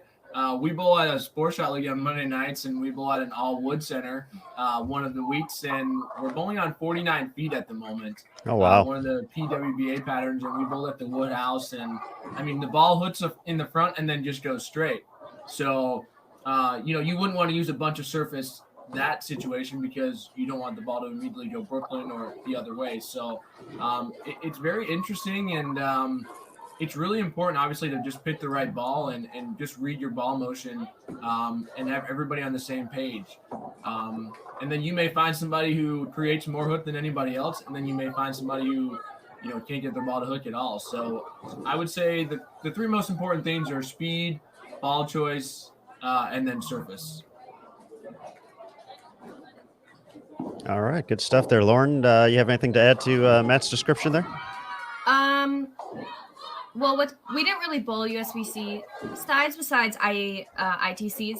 And when we had the little practice session, I believe Brian would always hit the strongest ball with a ton of surface and just see what happens. Also, we would do a foul line drill to kind of see the length and length. And then we would just go from there. As women's bowling, our first move is to go to the gutter. We got to try out the gutter just to see what it's like. And then we'll just migrate left eventually throughout the day if it doesn't work. But on the NCAA side, we got the patterns maybe like a week in advance. So we were able to practice on the patterns at our center before we went to the tournament. But on the USBC side, it was different, obviously. And with, limiting your ball choice to 5 bowling balls, basically 4 because we all bring spare balls. It was definitely difficult, but, I like challenges. I think that it's awesome that they limit bowling balls because everyone is in the same boat. You're not going to have a team that's going to bring, like 12 bowling balls per person. They're all bringing the same amount of bowling balls, and it's whether you bring the best bowling balls there is that strike a ton, and I do like the challenge of that for sure. That's a really good point that she makes, Erin. Actually, I forgot about that. I think it makes you want to learn more about bowling balls. At least for me, that was kind of where I kind of learned a lot more about bowling balls, was throughout the first couple of years in college, and only picking 5. And like in my situation, I only got to really pick 2 or 3 because I was bringing a plastic ball and then obviously 1 or 2 urethanes anyway. So the next 2 were super important. Now, with something like nationals, where you're bowling on the fresh most of the time, that changes a little bit because you may not have to bring something that's super weak, or you may bring something that's kind of a weaker ball and hit it with a bunch of surface. So it all depends on where you're going and what we think. The good thing about the ISC or USBC tournaments is I kind of feel like you can kind of predict kind of maybe what nationals may be on, determining what they put out throughout the year, or even previously of the previous years. Somewhere probably we're in the 39 to 42 foot range, maybe even shorter than that, depending on what has been out previously. We were very fortunate. Not that we picked the patterns or we knew what we were bowling on, but we kind of always had a good idea just by understanding what was going on and kind of, figuring out what Nick was doing previously. But I think the bowling balls is a huge part of it. 5 bowling balls is not very many when you're talking about not knowing anything, but learning about your equipment and learning what ball is going to be the most versatile. I think that's really important too, is having the balls that are the most versatile. I know I can pick out some balls that rolled really good in college, and then I can pick out some balls that only rolled good at certain events. So I think that's important, of just understanding your equipment, learning more about, bowling balls and surfaces and the cores and what drills will, what layouts will do what. But not everybody's open to that, which is fine. I think that's just an important part to be successful in college bowling. I think those are some phenomenal points to bring up, and one thing, I wasn't necessarily getting ready to talk about, but now I want to talk about it more because you brought it up. Is the fact you look at events like the ITCs where there is a ball limit on that, and talking about getting to know your equipment is so much more than just picking the best looking bowling balls out there. It's about knowing and understanding the RGs, the diffs. You talked about asymmetric and symmetric earlier, understanding what those cores provide you as far as shape on the lane, the right time to use them as well. All of that comes into play. So, typically for both of you, and please feel free to use your current sponsored bowling balls as a reference point. But if we said no information about the pattern is going to be available, we're going to South Point. Let's say South Point. We're going to South Point. 5 bowling balls. What would you guys each take? Matt would take 5 purple hammers. No, you saw my eyes lit up when you said South Point. That's Aaron. South Point's hard because I bowled I think I had the average record there. I think for the 9 games I bowled. Yeah, you averaged like 250 that year or something like that. No, I mean, if you want to go first, because now you guys are like, 5 urethane balls, and now he's not going to pick anything else. So you're going to bring all idols. It's just going to be idols across the board. Yeah, I would take all idols. So going back and reflecting, I brought a lot of strong symmetrical bowling balls. So I would definitely bring a phase 2. And then I brought a strong symmetrical pearl. So I would definitely bring an idol pearl. And then I can't remember if I brought strong asymmetricals. But if I had to, we'll throw in the proton physics because that ball is amazing. It smells like cupcakes. Yes, it does. And then I got my spare ball, so that's 4. And then my last one, I would say maybe like a high rolled pearl, something weaker. So proton physics, phase 2, idle pearl, and a high rolled pearl, and a spare ball. All right, good variety there. Yes. I'm going to bring a plastic ball. I'm going to bring one purple hammer. The reason being is because if we're bowling on something, okay, well, actually, I can't say that the gutter's not good there because the gutter is very good at South Point. So 2 purple hammers. So 2 purple hammers. We'll call it even. We'll just call it even. 2 purple hammers. I definitely bring something smooth, symmetrical ball, damn good verge, a knockout, maybe even something weaker in that line with like a counter attached solid, just an overall versatile, symmetrical, solid ball. And then I would go with an asymmetrical pearl, most likely. Something with that has a stronger core in it. Like I would do either Prism Warp hybrid. Well, it's a hybrid, so we can't say that ball. I guess I can do one of those. I mean, it's something that can give you both a good look on the fresh or something that is, if you got to move in or something cleaner. And then if we're talking about a symmetrical pearl, I mean, the bonus pearl has been one of my favorites so far. So I probably would bring a bonus pearl. It looks pretty good on just about anything. So going back to my choices, obviously 2 purple hammers, a plastic ball, and then I've only got 2 balls left. So we'll just say, it's like wobbling, Weeble wobbles. I would say a damn good verge and then a bonus pearl, for that center essentially. But 5 is hard. I mean, when you're putting 2 urethanes in there and now you've got a plastic ball, well, damn. I mean, I probably wouldn't throw anything but the purple hammer. Well, we all knew that. I'll never forget that, Aaron, when we were in the stadium and what a week that was. That was a crazy tournament. I mean, I felt like my ball sucked up the oil every time I threw it. And it struck a lot. Yeah. It did strike a lot. That was a fun week. It seems like the Glenn Carlson always the past few years has had some scores up there, so that's always a fun one for us to kind of follow across both sides of the South Point Bowling Plaza to see who's striking and throwing up a bunch of numbers. But yeah, Weber had some nice runs there the past couple of years. Yeah, it's a very enjoyable tournament. It's obviously really cool to bowl in the stadium. So I'm glad you picked that venue because I think that's one of the coolest places. But you handcuffed me, Aaron. You gave me a venue where I like to throw the purple hammers. So, well, he knew you were going to bring one anyway. So, yeah, I mean, you could have picked one of the team trial centers. I would have said the same thing.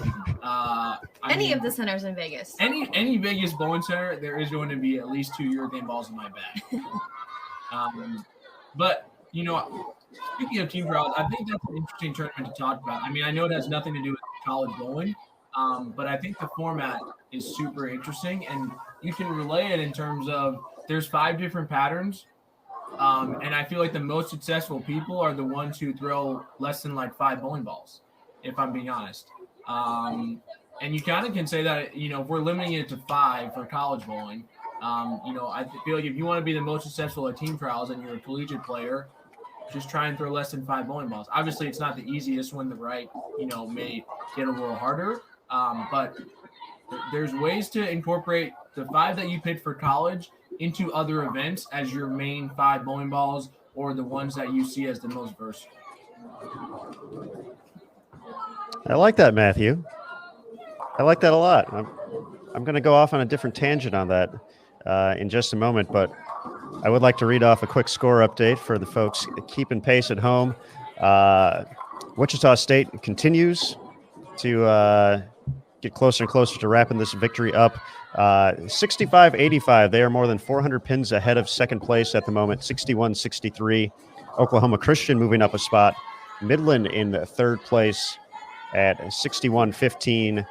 In fourth place at 59-61. Baker University, and then West Texas A&M currently has the last spot in the top 5 at 59-52. So that is our current top 5. We'll take a quick look at the JV scores as well. We mentioned it was pretty close between those teams, and Ottawa actually jumped from 4th to 1st after that big 252 we saw last block, 55-38. Tie for second at 54-74. Midland and Newman. Midland's second JV team, 54-53, and then 54-27, St. Ambrose in fifth place. So, Mr. Russo, you're talking about team trials. You happened to win this event the last time we held it in 2020. How many bowling balls did you use? I used 3 bowling balls. I used well, okay, if you want to, I used 3. Well, 4 technically because I used 2 different of the same ball. But I've used 3 bowling balls. And every year that I decide what I'm going to bring, I always say I'm going to bring 12 balls. I think I always bring about 12, but I never get to more than 3, 4. I don't know. It's just something that has worked for me, to be honest. I'm not going to change what I'm doing, but just every center that we went to, I've always found a way to incorporate the same bowling balls across the board. Like I even tried to throw like different balls when I won, and it just didn't work out. I mean, I'd start some blocks with 190, and then I'd ball change to the ball that I should have been throwing, and then end up bowling well. So, yeah, 3, and they were all urethane balls. Well, 4 because the one was reactive. We bowled on the 48-footer, and I had absolutely nothing until I bowled 290 the last game, which ultimately probably saved my event. But yeah, it was fun carrying a 3-ball bad yacht every day, and watching everybody else bring 12 balls out there, and here I am with my little 3-ball tote walking around the bowling center. Hey, they're usually big bowling centers, so that's efficient, is what I'm hearing. So, yeah, like you could have just taken the same video from the previous day and just changed my jersey, and it would have all been the same ball. So, well, there we go, Matt. Good stuff right there. I'm enjoying that. You probably used like 4 balls that week. I think you threw like an idle 2 with my spare ball. See, there you go, Aaron. Somebody who threw less balls than me. All right, but that's that's a great thing looking forward. That event has a lot of variety in it with 5 different patterns, but that talks a lot about the surface of the place. A lot of the topography of the place kind of comes into that as well, and kind of knowing the center, knowing what type of shapes work, what type of layouts work, what you want to see across that, making those adjustments. And obviously, both of you, Matt, you won. Lauren, I believe you were 3rd. So obviously, it didn't take going through multiple bowling balls over the course of the block to find that. So I think that's super interesting, just kind of taking a look at everything as we kind of relate this to collegiate bowling with the ball limits we see at particular events at nationals as well. So good stuff there. We kind of went down the rabbit hole with that one for a little bit, but we got some good information out of it. So that came together nicely. I do have to ask you a question, and it may be a tough question, but if you could select 5 bowling balls to bring to a college bowling tournament, what bowling balls would you select? Me? Yes. Right now? Right now. I would find someone who has a bunch of CUDA C2000s, and I would just drill 5 of those. Is that your 299 ball? Oh, no, that was this ball's old. Yeah, I remember hearing. Not seeing them, but yeah, I remember that name. I peaked in like the late 2000s, so that's the only ball reaction I see when I want to see ball reaction is a CUDA C2000, just rolling down the lane, smooth, continuous, effortless. I've never even heard of that bowling ball. I think it's Lauren. Columbia. It's a Columbia ball, isn't it? It is a Columbia ball. So, yeah, so we're gonna have a little history lesson here now. So, Okay. Going back to the early days of reactive, before I was even in, this is like mid 90s time. We're talking. The CUDA C was one of the big bowling balls for Columbia 300 as far as folks having a ton of success with it. It was one of the one of their first big reactive bowling balls to kind of go along with the Beast and the Piranhas and stuff like that. So the Kudasi was very beloved in that time, and obviously once we got to the new millennium, there it is, right there. Yeah, it's gorgeous. But yes, they decided to bring it back in the Kudasi 2000. They had a pearl, they had the solid. It was phenomenal. Those were actually those balls had a little bit of particle in them, so we're going back to the particle cover stocks with that one. And I know JT knows what I'm talking about. Oh, heck yeah. I heard you talking about old school balls. I had to join in. Hi, JT. Hey, guys. How you doing? Good. How are you? Good. I'll tell you, I just got a little tip. I'll let Aaron continue his story, but just a little tip for you guys and the folks watching at home. Mike Flanagan actually did a all-time bowling ball draft. And he got, 5 or 6, maybe it was 8 different very knowledgeable individuals, from, I was a little bit 90s heavy in terms of the group.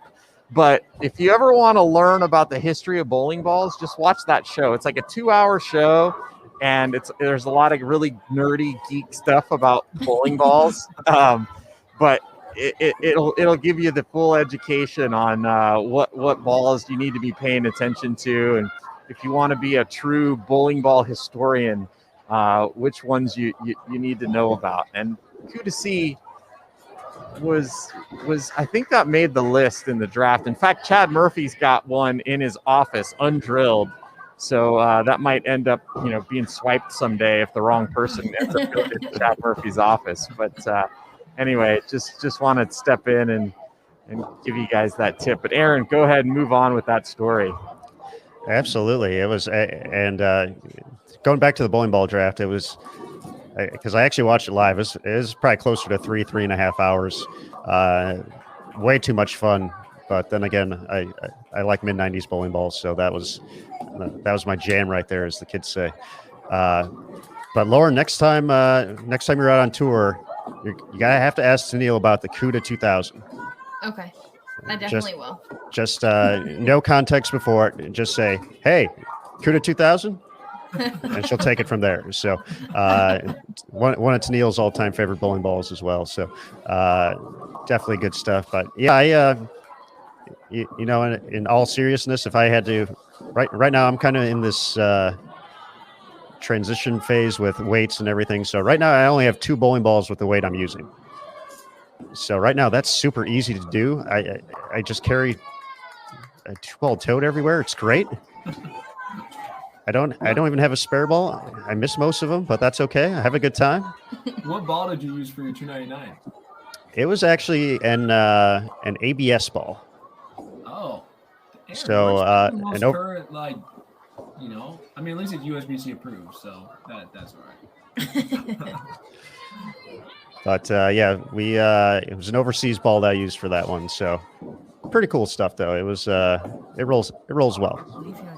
I will say that. But yeah, it was for my bowling ball prime, kind of that late 2000s, early 2010s. Yesterday we were talking to Richard Paul III. We were talking about virtual gravities. You get into that kind of time frame. Original game breakers. Even going back to the high road, that's when the high road was kind of just coming out and new to the world. So when you think about those type of bowling balls, that was kind of when I was in my prime. The Cell, the Black Widow as well. So I will tell you, I'm going back a little bit. I'm old compared to you kids. So no, you're like 21, so it's all good. If you ever drill the same ball twice and drill it the same way, it's not going to roll the same. And I'm sure there's some technical person out there who's listening that's like, no, that's totally false, and going to pull up all this information and prove me otherwise. But from what I can see with my eye, I feel like if I drill 2 balls the exact same way, they don't roll the same. Interesting. And the good news is you have multiple purple hammers to test that on. So Gotcha. Well, here's the thing, Aaron. So the sad part about all that is when I decided to not stay with EBI, I had been fortunate enough to donate some purple hammers to a couple of people that I knew that wanted one. And there was one sitting in a pro shop back home that at my home center in New Jersey, and it ended up being mine. So when I decided to sign with DV8, they dug it out of the back and it had dust on it and all this stuff, and we cleaned it up and plugged the weight hole, and it rolls really good. And then I saved the one that I used at ITCs in 2019 that had a couple of games on it. So I've been fortunate to have two, and now they're crazy expensive. So, But he's looking for more. So if anyone is selling some, just let him know. yes, there's not. I mean, that ball is. We're just gonna leave it at that ball is good. There's a lot of things out there, that you hear about, that it's unfair, and it's. But we're gonna leave it at that. That ball is one of the best that I've ever seen. I had a question, Matt, and Lauren, if you want to take it as well. But it's really essential these days that people carry at least one urethane ball in their arsenal. But then you have, people like Jacob Buttriff, who, when he checks in his equipment for the U.S. Open, it's like 8 urethane balls and maybe 1 or 2 reactives. What kinds of different urethane balls, if you're going to have more than one, what do you want to have in your urethane section of your arsenal to give you a couple of different looks with that type of technology?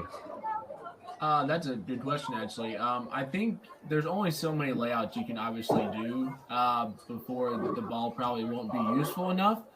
So I think having at least a pin down and a pin up urethane ball would be the 2 easiest way to start. And then if you want to get more technical, obviously you can have 2 of the same layouts, different surfaces.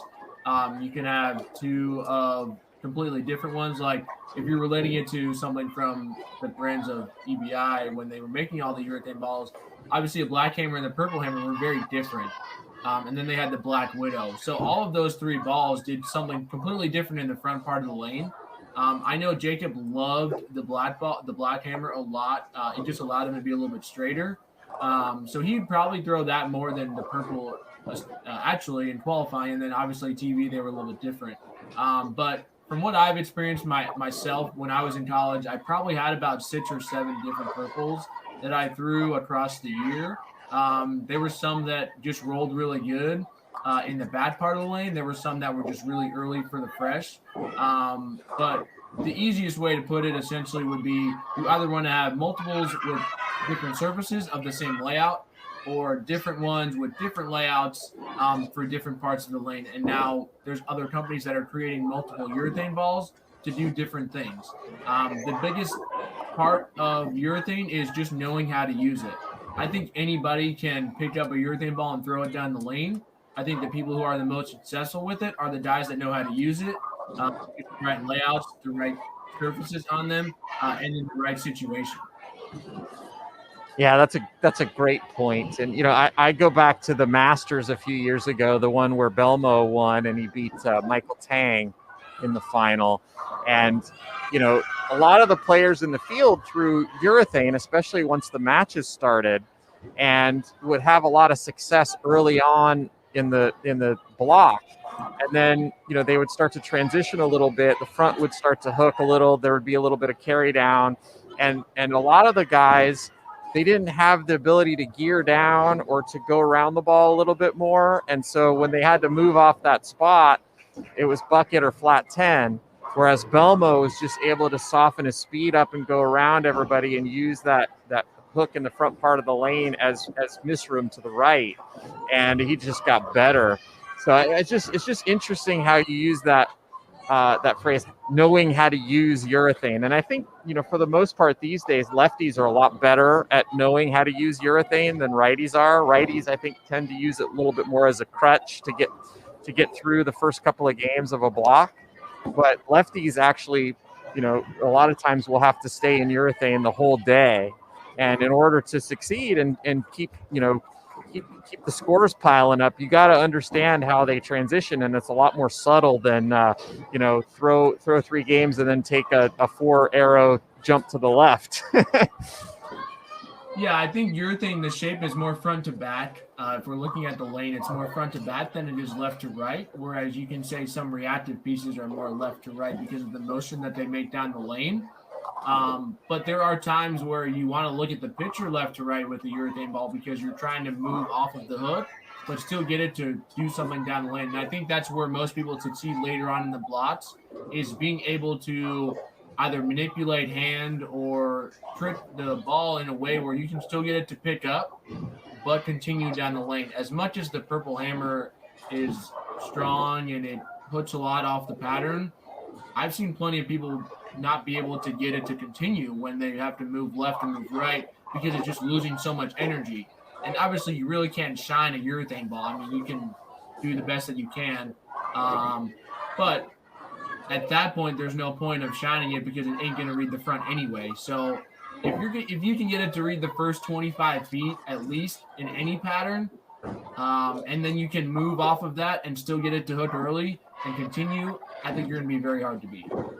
Yeah, I have one more question. We brought it up yesterday. I was talking about bowling with urethane, and I told Aaron Smith the most excited I would get in a block was I'd be lined up already, and they'd be a little tough, but I'd be lined up and I'd know where I'd want to throw it.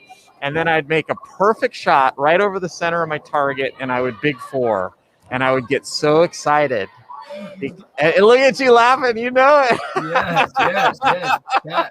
That is the best. That is the best result with the urethane ball. Honestly, like that's when you know that you're lined up. It sounds crazy, but it honestly, I mean, yeah. I'd throw it, it'd go light, I'd hit it with service, 2-4-7, okay, lined up, put it in the bag, finish the rest of practice. But Lauren has dabbled into urethane a little bit. She drilled in the pitch. Practice. Yeah, she drilled the pitch purple, she drilled a fast pitch. I just don't know how to use it properly, so we'll just practice with them. Yeah, you don't see a lot of the ladies on the PWBA tour that carry urethane. There's a few of the higher rev players that do, but it's a pretty lost art, in terms of the women's professional game. And I don't think it works all the time, but there are certainly some patterns that you're going to run into out on the ladies tour where if you knew how to use urethane, you'd have a big advantage. Mm-hmm. Yeah, I know Diana Z was posting that she's never had urethane until she made the switch to Storm, and I see her throwing it whenever she posts videos, but I'm in the same boat. I've never touched a urethane until I signed with Storm, and I just have a ball roll that doesn't really require urethane. My ball roll's rolly, but I think that I roll it too much for urethane. So I've never had to use urethane on short patterns. I just, scuff up a strong ASIM and just, take hand out if I have to throughout the day, and I'm fine. But yeah, I've never used urethane before. Yeah, I thought it was interesting on the men's pattern yesterday. That pattern was so tailor-made for urethane. You had 33 mils, it was 38 feet, and the track hooks here. And so I thought, oh well, all these kids are going to throw urethane, and almost none of them did. And it was because they see so much volume in the front, and they're like, well, I can't use urethane; it's not going to hook enough. And it's like, no, that's exact. The problem with that pattern is the volume is going to make the ball save so much energy. If you don't use urethane, it's going to hook so much when it gets out of the end of the pattern, you're not going to have any hold unless you can go straight up the back of the ball or take your hand out. And it was just funny. Almost nobody used urethane yesterday, and that was like the perfect time to use it. Yeah, I mean, it's crazy when you think that it's like, I'm a firm believer is it's not always you're not always going to use it when you think you're going to use it. And I think, I can relate it to something what I've seen on the tour. Like I threw a lot of urethane last year when we bowled on the men's tour. A lot of it was because I felt like a lot of my balls didn't hook in the right part of the lane front to back. So to get my ball to just be early enough but not overhook was for me to throw urethane. But going back to the players, I mean, obviously the two shorter patterns, Chameleon and Viper 36-39, urethane was the best choice for me at least, and the gutter hooked a good amount. But when we bowled on Bear, 41 feet, and they're pretty flat, you may not want to use a urethane ball because you got to create some angle to get some hold down the lane. But I tried reactive in practice, and it struck. I threw it to pressure shots and got 6 twice. And I spared him, and I was like, yeah, this ain't happening. Struggling to get set, to strike. And then I ended up moving to the gutter and throwing a urethane ball. But what helped was I was able to get it to read the first couple of feet, and then I kind of just wanted to lock up down the lane, and then hope that I carried the 7 with just the motion of the ball. But going back to your point, I think you would suspect that people would throw it on 38 feet with that much volume. But if the track hooks enough and there's that much volume just elongates the pattern a little bit. So you may be able to throw a reactive ball, move in, and now you feel like you're going on a house pattern because you feel like you've got that much hold in the middle part of the lane. Yeah, and it certainly did get to that after 2 games. We saw Wichita jump way left after 2 games, and they had a really nice look and really kind of ran up the score, in games 3, 4, and 5. But those first 2 games, unless you're able to go up the back of it or take your hand out a little bit and control the front part of the lane and control the mid lane and the back end motion and not have the ball bounce off the end of the pattern, dead left, it would have been a nice option. Yeah, but that's when don't you want to see your ball boomerang down the lane every time? I mean, that's the best. That's the best ball motion. Yeah, exactly. If it ends up hitting the 1-3 or the 1-2, absolutely. If it's hitting the 6 pin in the face and you're a righty, maybe not so much. Or the 4 pin. I'm not going away. I mean, the boomerang is it's funny that you say boomerang because that's what everybody describes as the hockey stick or the boomerang or this ball is so sharp out friction. And everybody, a lot of people love to see their ball just hook the whole entire lane. So it's fun to see everything go down there when it doesn't hook, more than what like 10 boards at the most when they're pretty fried up. So yeah, I think it's funny how you said boomerang, and I just hear that a lot of I want my ball to boomerang down the lane. Well, yeah. I'm curious to watch the men coming up here in a couple hours to see if there's some different strategies this afternoon. Because if I was a coach, I'd be asking the players, what is the lowest differential ball that you own, and do you own any 100 grit sandpaper? And so I would take that ball and take your 100 grit sandpaper, do some work on it, make it look like a snowball, and that's what you're going to throw. And just roll it. Just keep your hand up the back. Yeah.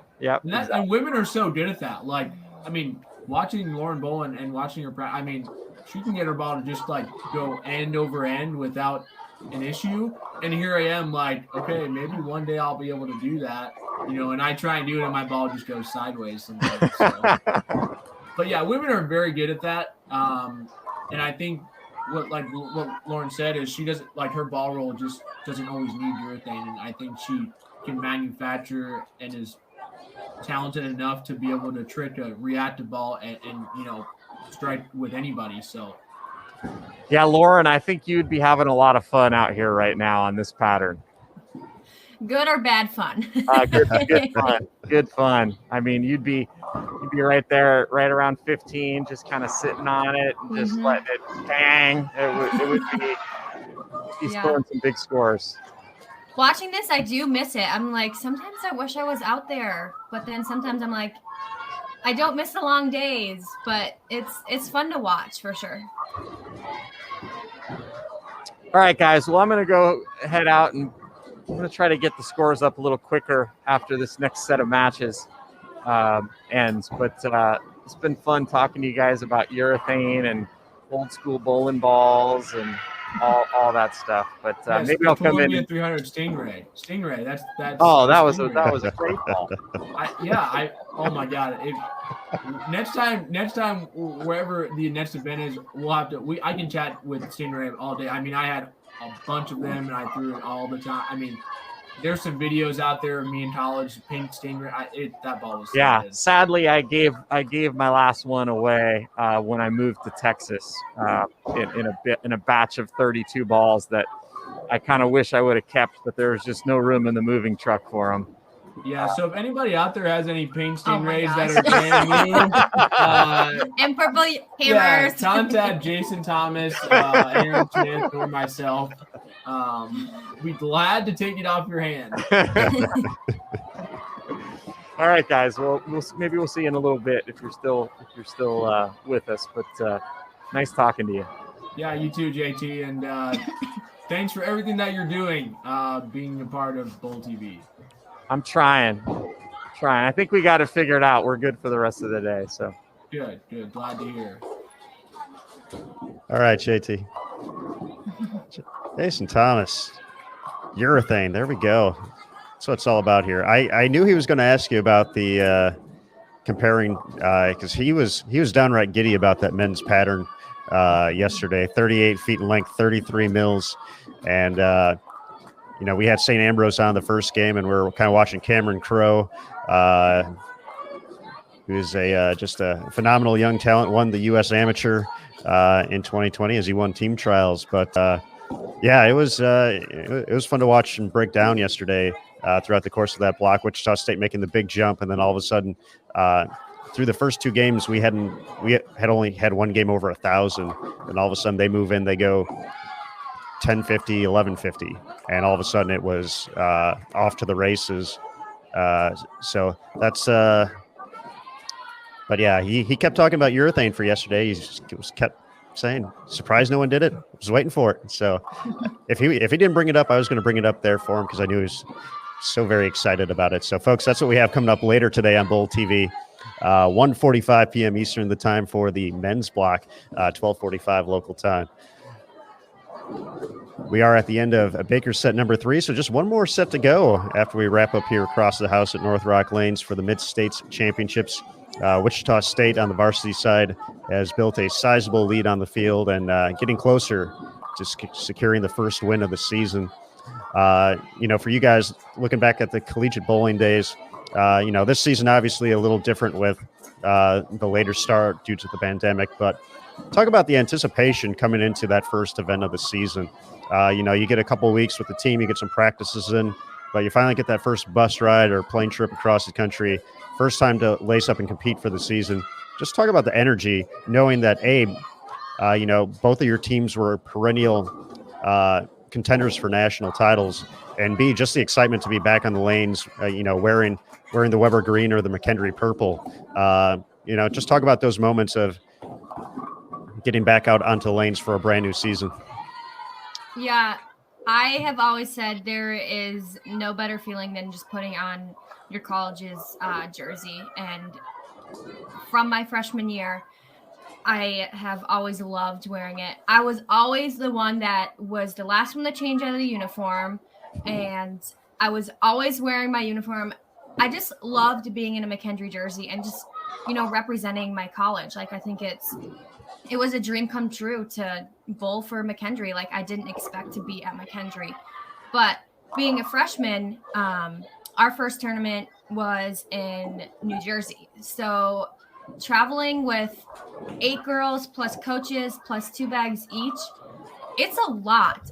And I have always said the worst part about bowling is when you arrive, because you got to bring in all your bowling balls, and when you leave because you have to drag them out. And worst part of bowling. But I just loved competing, and I still love competing. But bowling for a college, I think it just has a different meaning.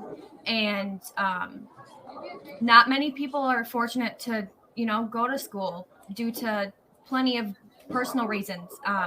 And throughout this pandemic, my heart broke for those seniors who didn't get a senior year, who didn't get to, bowl for a national championship. Like, my heart broke for them because I was fortunate enough to have 4 years of that. And, seeing the hurt on basically all the seniors' lives, I get emotional about it because it sucks, and having two close friends that didn't get to bowl for the national championship last year, both NCAA and ITC.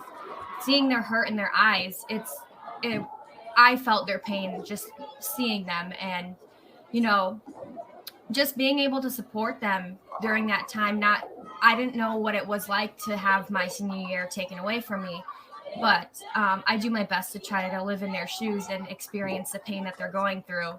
And to any senior out there, it was very unfortunate. But hopefully those who are getting the year back of eligibility, they go out and, they end their last season with a bang and just, give it their all. As long as you're giving it your all, then that is all that matters at the end of the day. Very well said, Lauren. Yeah, it was super cool. I mean, I remember the first time, we put on a jersey and we traveled. I mean, I think it's a lot different when you're putting it on for like pitcher day than you are for your actual tournament. So yeah, I mean, we go to Milwaukee every year, and that was one of the great tournaments to bowl with all the teams. It's the first event. There's a lot of games and everything like that. Yeah, it's like Lauren said, it's a different feeling. It's a different experience. But I think what also makes it mean so much is as the years went on, it meant more because you were either coming to an end or you just got closer with the team that you were with. And my senior year, I feel like that's where I was like, wow, like this is actually like the last, going into nationals, this was the last time, I was going to wear the jersey essentially. And then when you get into that moment where you're either going to either make TV or you're in a spot where you're gonna, you can potentially get knocked out of the tournament.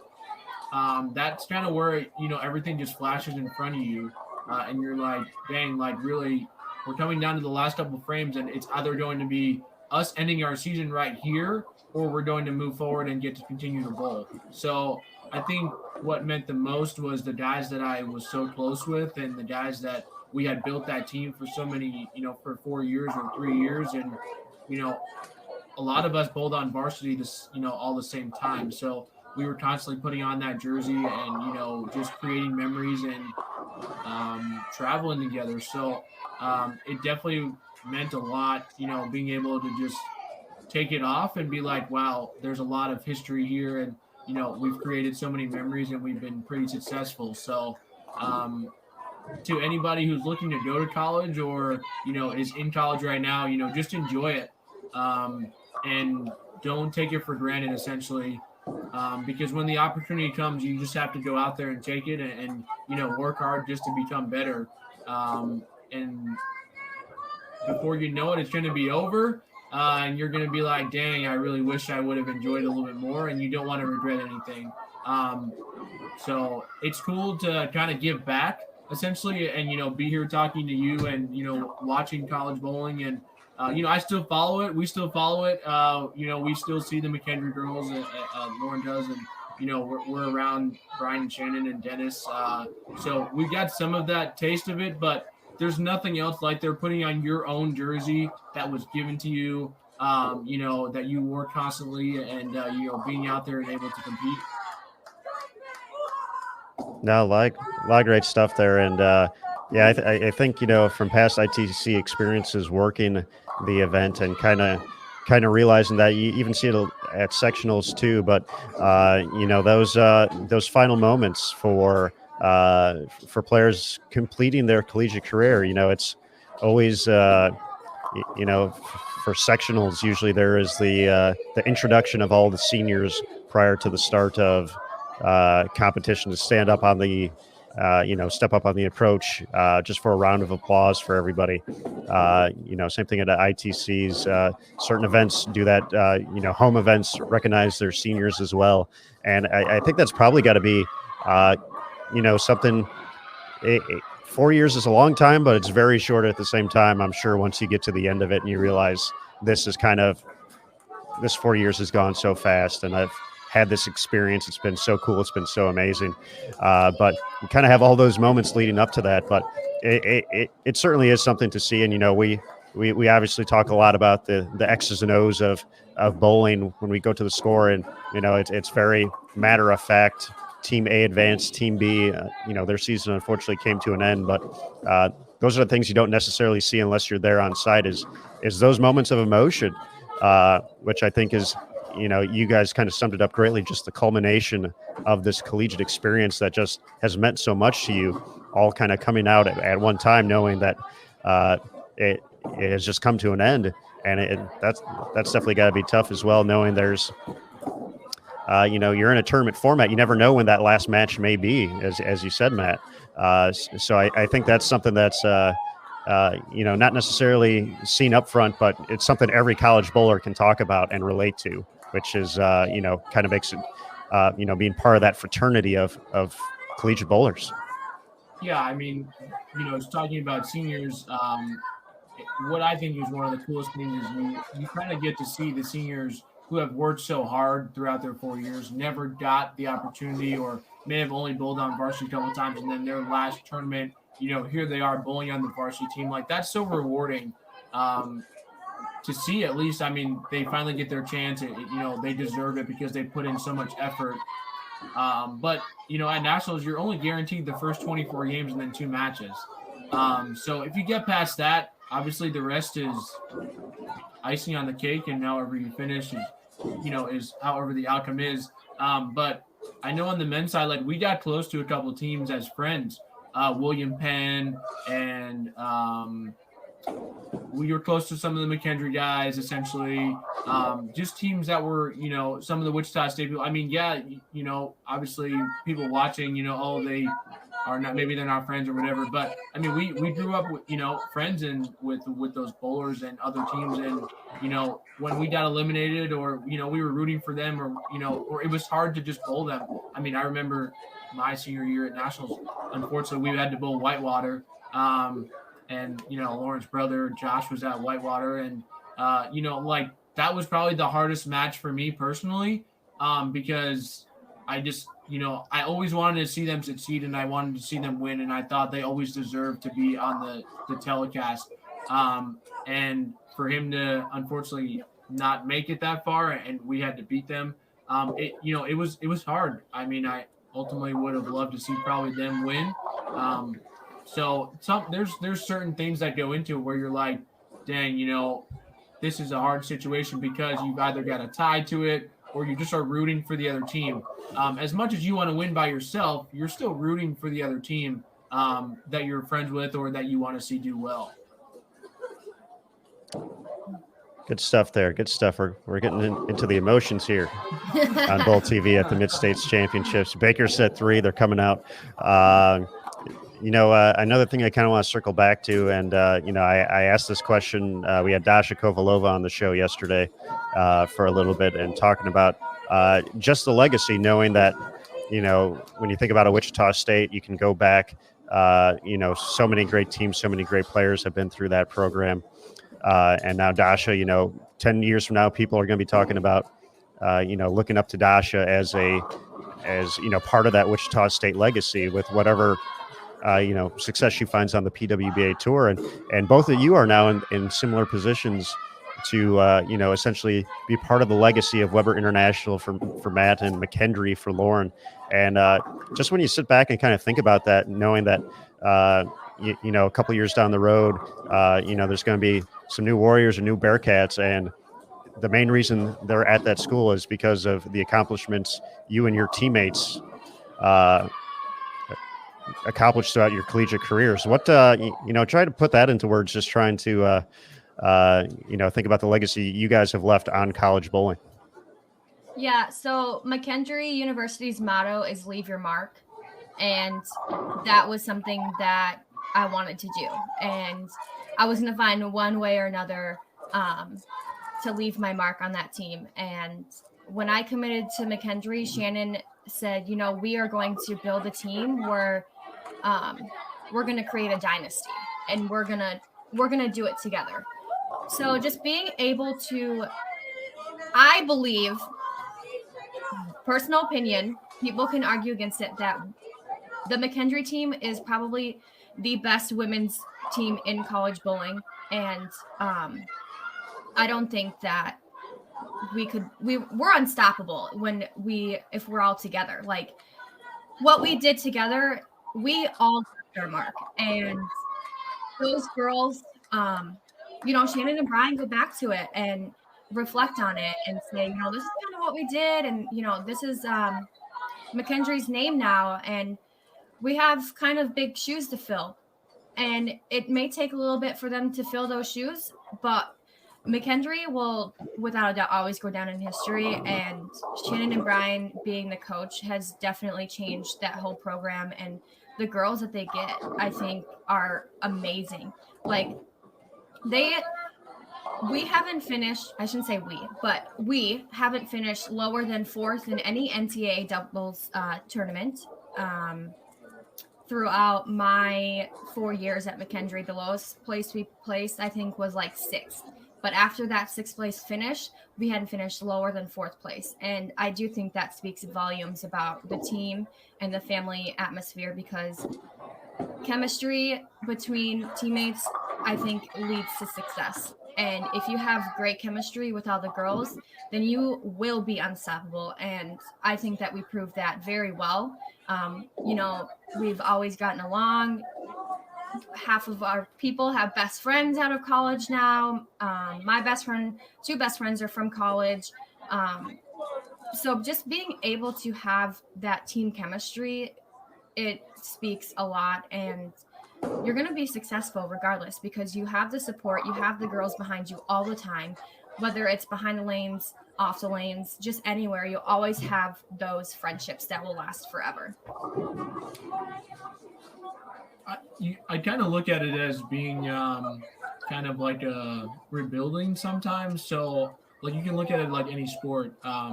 Fortunately enough, when we were both in our programs, we every year we had a really good recruiting class. And when you get that recruiting class like that, your team just gets better and better, and you put more of a kind of light on the program. Obviously, every year there's always that 1 or 2 players who are like the top recruits in the country that go to a program, and they go somewhere unexpected, and then you're like, wow, maybe I need to look at this program. But for Weber, I mean, there was history already in that program with the men who won. I think it was like 2008 or something, and then the women's team who won. I think they won twice or something. So the year that they both won together, I mean, that was probably the biggest history that they had, was they won the same year. So when I went there, I mean, it kind of was, there was a lot of history as far as being in college, but we, essentially, I feel we created our own history with, the teams that we had, and we didn't really have always the best players, but we had the players who were the closest to one another, and, who worked hard and who loved to be together and bowl together, essentially. I don't think it's always about the best 5 players, like I talked about yesterday. You can have the best 5 players and bowl terrible, or you can have really good players and bowl great. But knowing that some part of me will always be part of that program, as leading a team to a national title, and just having a good 4 years there is something that I am very grateful for. I think Lauren and myself have both led a team to a national title, along with other people part of our team. And yeah, we both had friends out of our programs. I mean, I still talk to some of my roommates that I was with in college, and I mean, that's really when Andrew and I got close. He came to Weber for a little bit, and we started to get to know one another, and now he's my best friend. So you build friendships that you don't expect, and being able to leave my mark, at least at Weber, with a national title and building a team, and being able to talk to people who ask about Weber. I think that's the most rewarding thing, is people ask you, hey, what was it like being down at Weber? Or, what was it like being at McKendree for Lauren? People want to know that stuff. And now that we're both transitioning into the tour and, being on Team USA, and just you open up that light on yourself just a little bit bigger, who you're tied to essentially, I think helps the program. And that's really where it all starts, is the roots of college bowling. This guy here. All right, excellent stuff, guys. We're getting ready for Baker set number 4, the final 4 games here on the women's side. Ottawa and Midland JV1 will be heading over to 23 and 24. I was going to say, are you guys able to stick around for a little bit longer, or you guys got some things planned here for Sunday? Yeah, we're bowling a 9-pin no tap later, but yeah, we got time. Yeah, we're good. We're good. We're not bowling till 1 o'clock. Then we're gonna watch the Super Bowl. So we'll stick around for the last 4 Baker games before we head into the break. So. All right, perfect. Well, let's take a little break before we get into Baker Set 4. But we'll be back here with Matt Russo and Lauren Pate as we conclude the women's competition at the Mid-States Championships. So everybody hang tight. We'll be right back here on Bowl TV.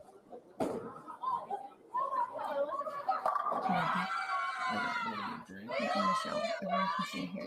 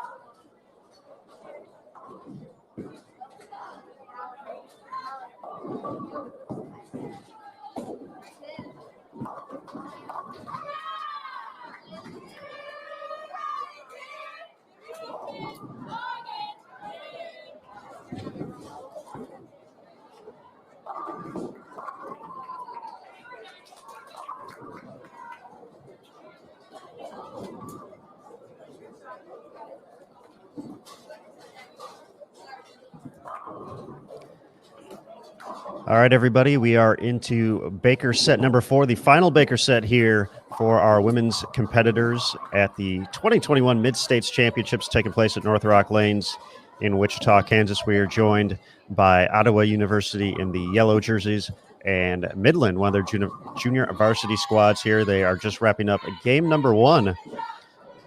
Ottawa a chance to get to 174, max score of 170 for Midland. We're going to be bringing in our special guests once again, and as soon as we get a score update after Baker set 3, we'll get that to you. Wichita State has been running away with it on the varsity side, so we will see if they continue to hold their big lead once we get that next round of updates. But we're going to welcome back Matt Russo and Lauren Pate to the show, both collegiate standouts, both members of Team USA, both professional bowlers, and happily engaged as well. So thank you again, Matt and Lauren, for joining us here today on Bowl TV. 2 days in a row. That might be a new record, so JT will be sending you a contract shortly to join the team. Be ready to, Aaron. I've always told you I need a Bowl TV pullover. So if that's what it's going to take, I am all in, 100%. These are nice. We've upped our pullover game, so it's these are high quality. JT listening right now? Where's JT? I need to chat him. I'm going to chat him and tell him. We'll get him. We'll get him back in here, though. We'll see what we can negotiate on air here.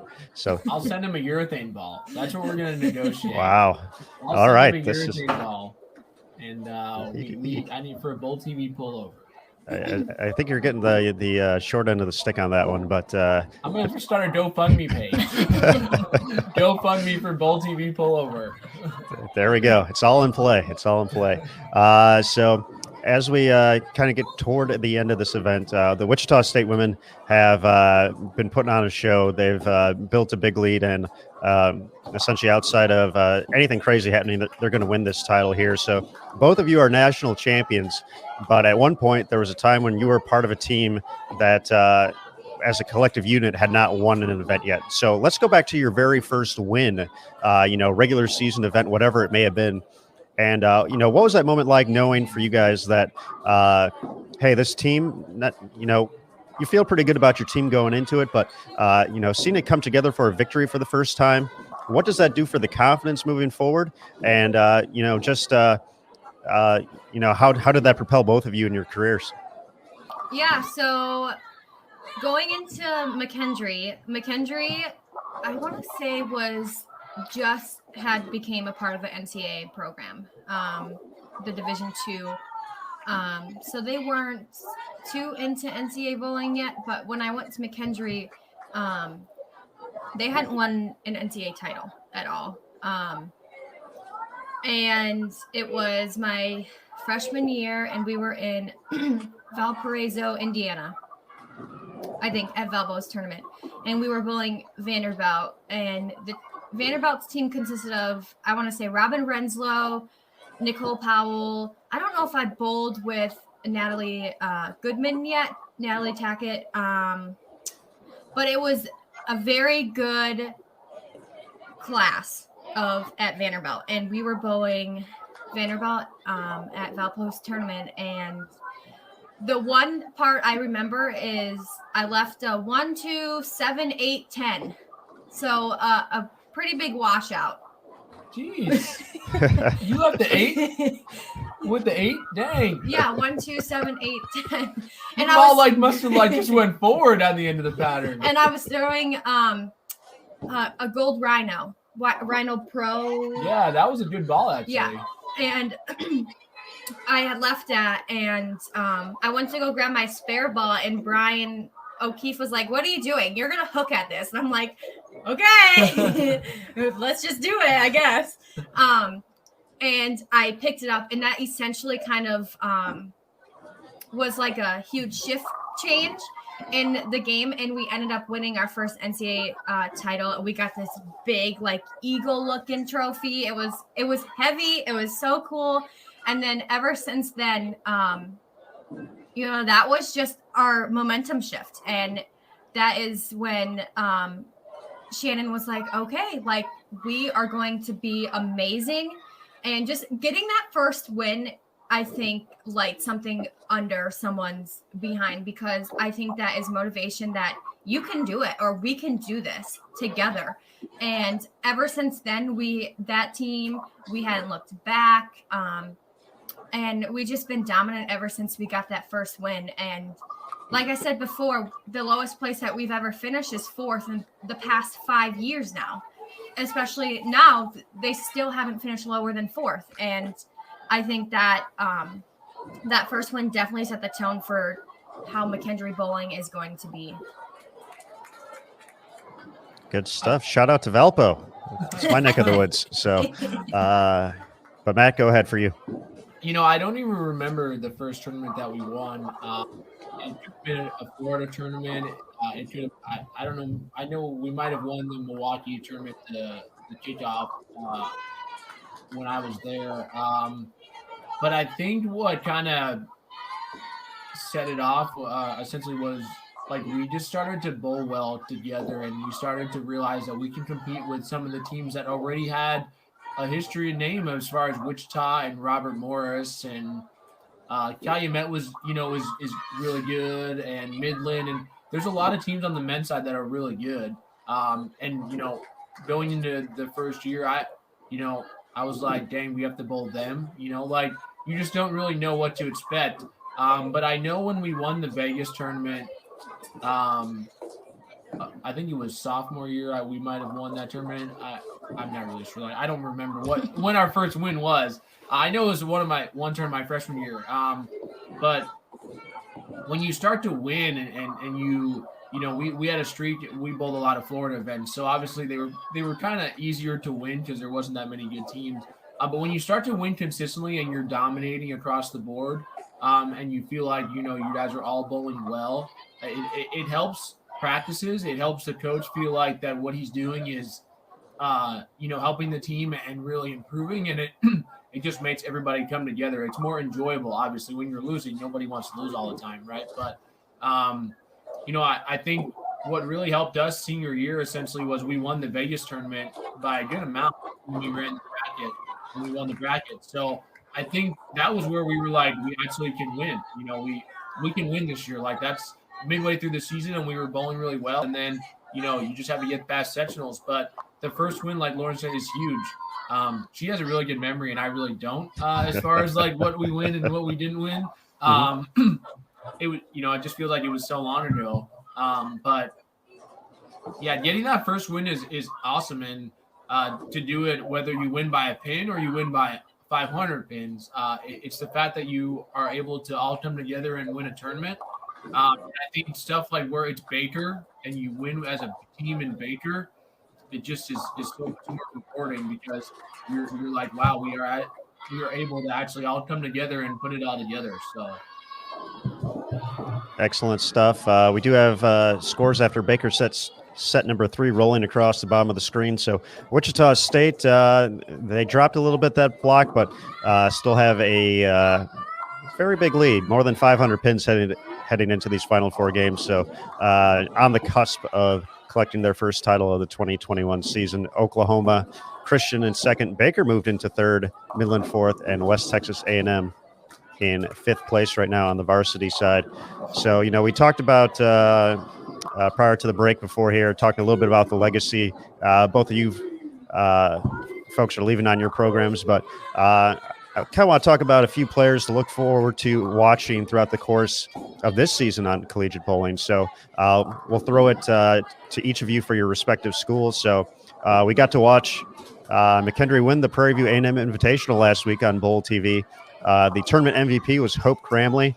So Lauren, tell us a little bit more about Hope. And, she's, we kind of talked about, kind of what the upperclassmen have brought to that program over the course of the years, starting with Jessica and Sarah, and then you and Brianna, Taylor as well. And now Hope is kind of the next player in line to kind of take that position. Tell us a little bit about, her role as a younger player and now kind of how she's fitting in as an upperclassman on this team. Yeah, so I don't know if many of you know, but Hope is a dual athlete. So she is also on the McKendree's volleyball team, and she's on the McKendree's bowling team. And just watching her balance between volleyball and bowling is it's impressive because I get overwhelmed with homework and bowling all the time. So I don't I don't see how she can balance volleyball, bowling, homework, all that stuff. But so she plays 2 sports, and she's young. So when you go through life, you learn more about yourself and who you want to be. And when she came in her freshman year, she had kind of that comfort blanket. You know, she had Taylor, Brianna, me, Ashley Hathaway, all those people that had experience of college bowling. So she had a little comfort blanket to kind of rely on and just figure out who herself was on the lanes, because we all go through it. We all learn who we are on and off the lanes. And in college, you really learn about what kind of bowler you want to be. And so when I graduated, she still had Brianna and Taylor, but when they graduated last year, she really had to step up. And I know there was one day where she told Shannon, and she's like, you know, I'm going to be that anchor spot. I'm going to hold down this team, and I'm going to work hard to make sure that I get that. And she has definitely stepped up as a player. And I think that team, just any team in general, needs that kind of key player to step up, to kind of gather them together. She has a mentality that she loves to win, and she's going to do anything to win. And I think that's the mentality that you need to have in college bowling, just to get something going in times where nothing seems right. But she definitely has stepped up on and off the lanes. She's a role model now to the newer gals that are on the team. And just seeing her balance between 2 sports and college just in general, I think is inspiring to many athletes out there. And she does a very good job at it. And yeah, I've already said that she's going to be the player of the year. This, with how the first tournament's going, this is her second MVP title between 2 tournaments. I think she's made 3 all-tournament teams now. So without a doubt, she definitely has stepped up, and I can see her taking away that player of the year at the end of the year. Excellent stuff. We got to talk with Hope for a second, and also found out that she's a big fan of Whataburger, so she's okay in my book. Yes. But Matt, for you, you know, your senior year, you had a freshman on the team by the name of Tom Hankey, who went on to win the ISC as well, and then he followed you as Player of the Year in his sophomore season. So for Mr. Tom, you know, he's been on our radar since winning junior gold a couple of years ago, I believe, back in 2015. But you know, talk about his progression as a player and what to kind of expect from him moving forward. Yeah, Tom was he was very good when he came into Weber freshman year, but he also was looking to improve, and he was open to learning a lot. And he kind of fell into the learning role pretty quickly. We obviously knew he was going to be part of our varsity team when he came into the school. You know, he was somebody we were looking forward to after we lost Ramon and Aaron and Dave. We were trying to fill that gap essentially, and he fit right in. He reminds me a lot of Ramon because of the way that he thinks, and he's more technical, and he works really hard, and you know, is all about leading a team essentially.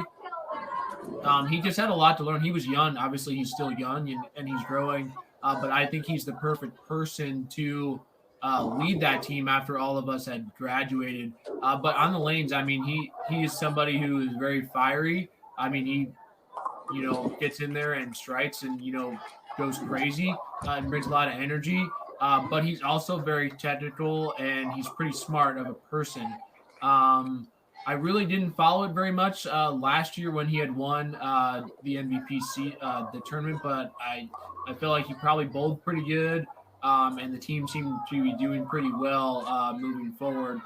But yeah, he's actually become a very much better player than he was when he first got into Weber.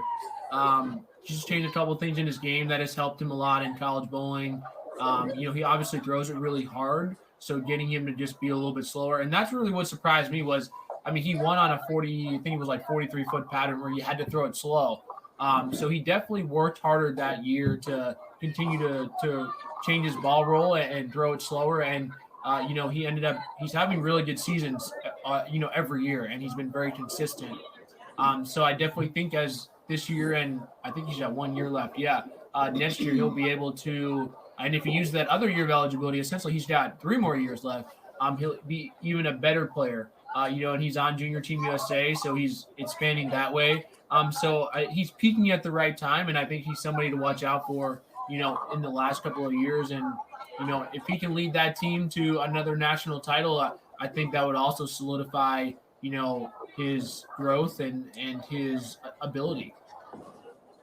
Excellent stuff there. I'm going to follow it up with a similar but different question. So we're going to look outside of both of your programs now. But who is one young player that you are excited to see their continued path through collegiate bowling and, eventually potentially joining you on the professional ranks? But the only caveat is they can't be from McHenry or can't be from Weber.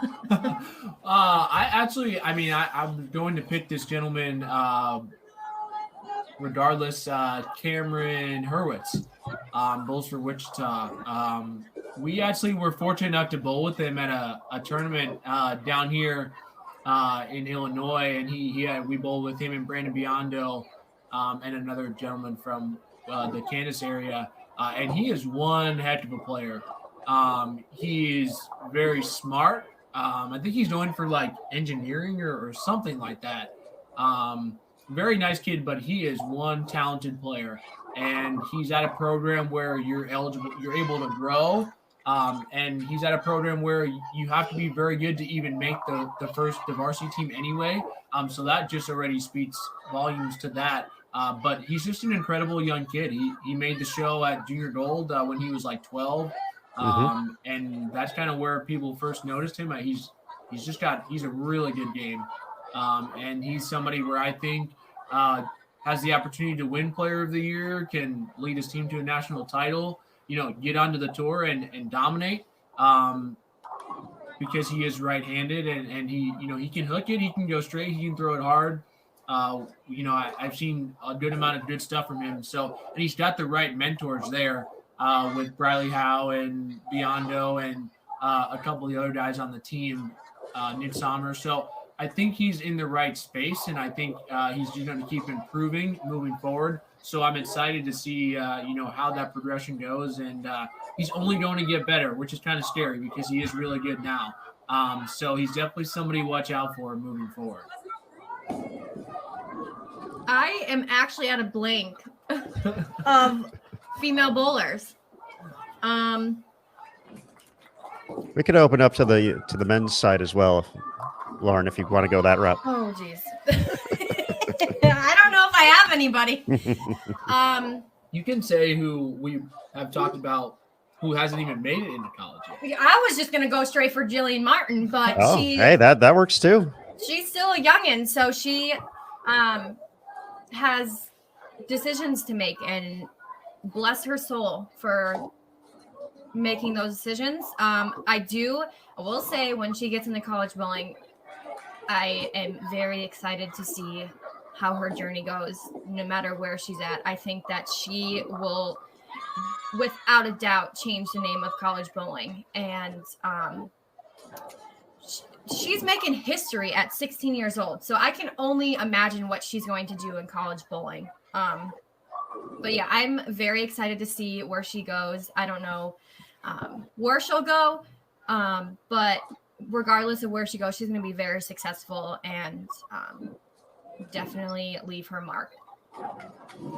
When you're 16 and you beat the greatest player of all time on the women's tour, and then you beat somebody who's probably the hottest player on the tour in the last couple of years in Liz and Shannon, there's no way to not have confidence. There's no way to not believe in yourself. There's no way to not think that she's probably the best junior in the world right now. And I say that because I'm a firm believer that she's the best junior in the world right now. But she's also got the right head on her shoulders. She comes from a really good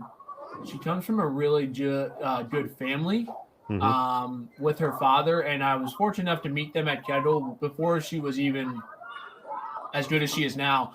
I remember, she came down to Kettle one time, and she had the same bat swing, and she was just young. She wasn't growing at all, and then all of a sudden I was like, wait, that's the same person I met years, and she's now on everybody's radar, but she's also really level-headed, and she's not too full of herself, and she's not like, yeah, I'm going to go out there and beat everybody. I think she's just enjoying it. And when you're that age and you're just enjoying it, I don't think you have you really care in a good way. Like, you want to bowl well, but there's no like, oh, I have to bowl well because I need money for this, or I have to bowl well because everybody's watching me. Like, she's just making history. Like, there's no other way to put it other than she had a chance to win 2 titles in a weekend, her first time in a PWBA event at 16. I mean, there's just you just can't beat it.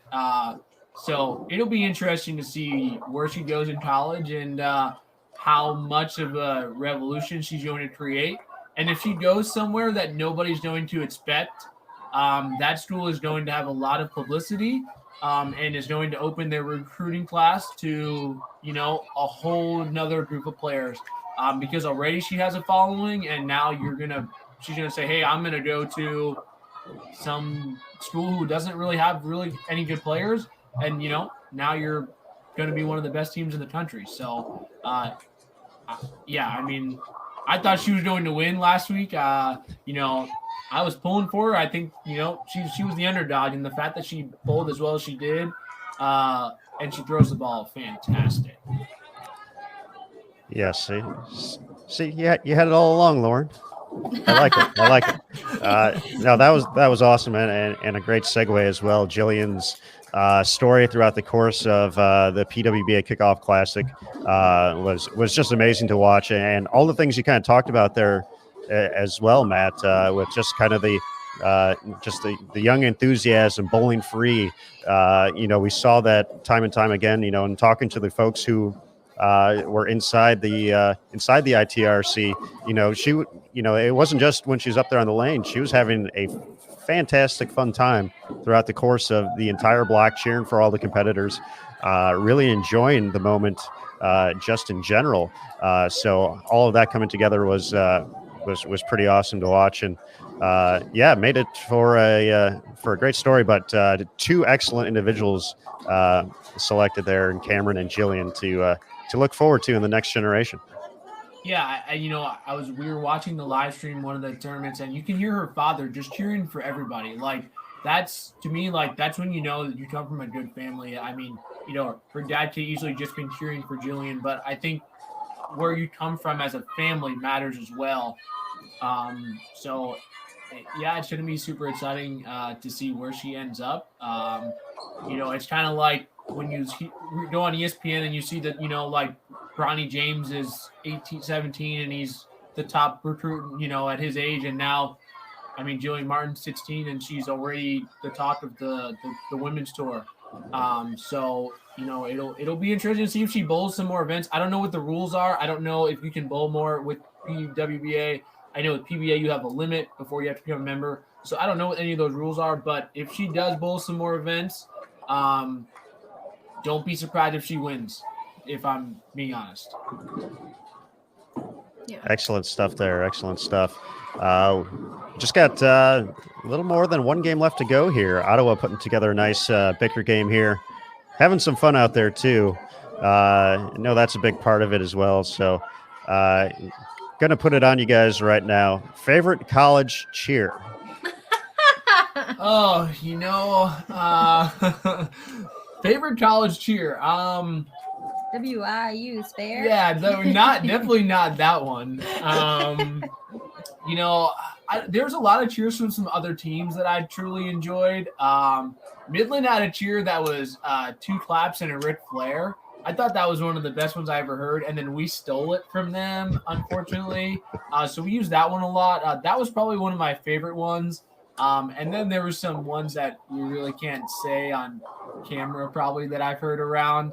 But definitely, if I had to pick one, 2 claps and a Ric Flair, I think it was really cool. It was really energetic, and you could hear it across the whole stadium.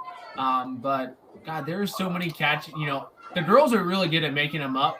They have that shark, whatever you wanted, that shark song that they sing. They mix up all these songs, but yeah, if I had to pick one on the men's side, it would be 2 claps and a Ric Flair. Well, if you bowl for McKendree, you are not allowed to cheer. So we didn't have any I shouldn't say it's not allowed. Shannon and Brian. No cheering. No cheering. They were, when they were first coaching, the McKendree team was cheering. And there was one moment where it was like a serious moment, and they just screamed yes, and I think that solidified that cheers just shouldn't occur on McKendree's team. So we didn't have any cheers. There were a couple of times where we were joking around with cheers, and Brian, you know how he is, all serious and sarcastic. He turned around, not funny, and so just like that, straight face and all, yeah. But yeah, on the NCAA side, there's cheers, but it's not like the USBC side of cheers, where the USBC side of cheers is like, I think they're awesome. I think they're like lengthy and like funny, but then on the NCAA side, you just kind of like Vanderbilt has the most distinguished cheer, and it's whenever you strike, they yell black and gold, like back and forth with however many strikes that you have. I think that cheer is very well known on the NCAA side, and but I don't really have a favorite. But yeah, just McKendree was not able to do cheers.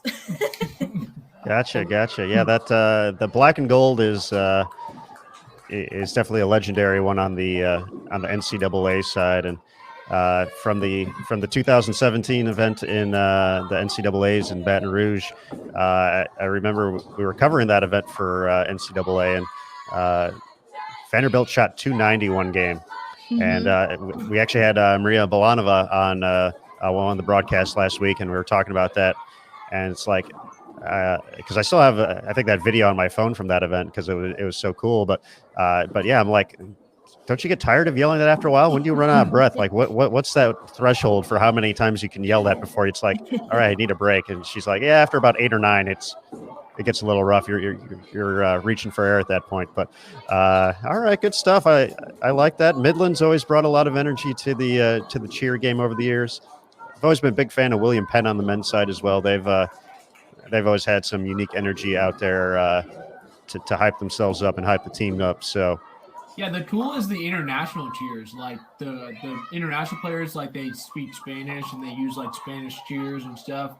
I know at Weber, like when the girls team was all international, they all created a cheer that has still carried on. When they strike, they would say one more in all of their international languages, and they would just like rhyme. So there's stuff like that that's really cool. But a lot of the cheers are just made up off of silly stuff that gets done, or songs that you like, or just out of nowhere. So yes, that is the dynamic of a good cheer, is finding that twist or weave into pop culture, and then all of a sudden you're like, what am I hearing? And then all of a sudden it's about making a spare or throwing a double or something like that, and you're like, all right. It's coming together nicely. So, as we're kind of getting toward the end of the block here, just a couple games left to go here across the house. You guys mentioned the 9-pin no tap coming up a little bit later today, but tell us a little bit more about everything you guys have going on in the next couple of months, just until the next time we see you at an event. Super excited for today's tournament. I love. Okay, let's get the monkey off the back. Last year we bowled this tournament, and 9-pin no tap. Keep in mind, Matt shot 620. 9-pin no tap, 620 pins he knocked down. Aaron, I have a like, this is okay. So the place that we bowl at has above ground ball returns. So they had the wall where the ball hits the approach before it goes up the return, and I couldn't get far enough right on the left lane. So I had to manufacture something and through plastic or whatever. So I bowled about 620. Every time I miss a no tap, I get 8. And 8 no tap is no good. So we bowled this tournament last week, 2 weeks ago. Lauren always bowls like 900, 880, whatever. I bowled a whopping 630. I had the low on the team, unfortunately, because every time I missed, I got 8. So today I'm looking for 900. I'm bringing balls that get 9 only. Maybe a couple strikes so I can, we can win the strike jackpot. But Lauren, I'm expecting her to bowl 900. So Yeah, last year I went 285 or 287, 300, 300 with almost a real 300. But oh, did you just see that on 24? That was the 5-pin, by the way. I feel very sorry for Ottawa University. But see, I'm hyped up right now, Aaron. We're talking about this no-tap tournament. No, go ahead about your schedule here coming up. And then 2 weeks ago I shot, I want to say like 860 or something. But it's just a fun tournament, and the people that we bowl with, they're local bowlers, but also they care about bowling and they care about the sport, and they just enjoy being around us and just kind of what we give off, like what we promote as a sport, being members of Team USA and being national staffers with our companies. I think that they just really enjoy just being around us and kind of see the love that we have for the sport and what we want to do with our careers.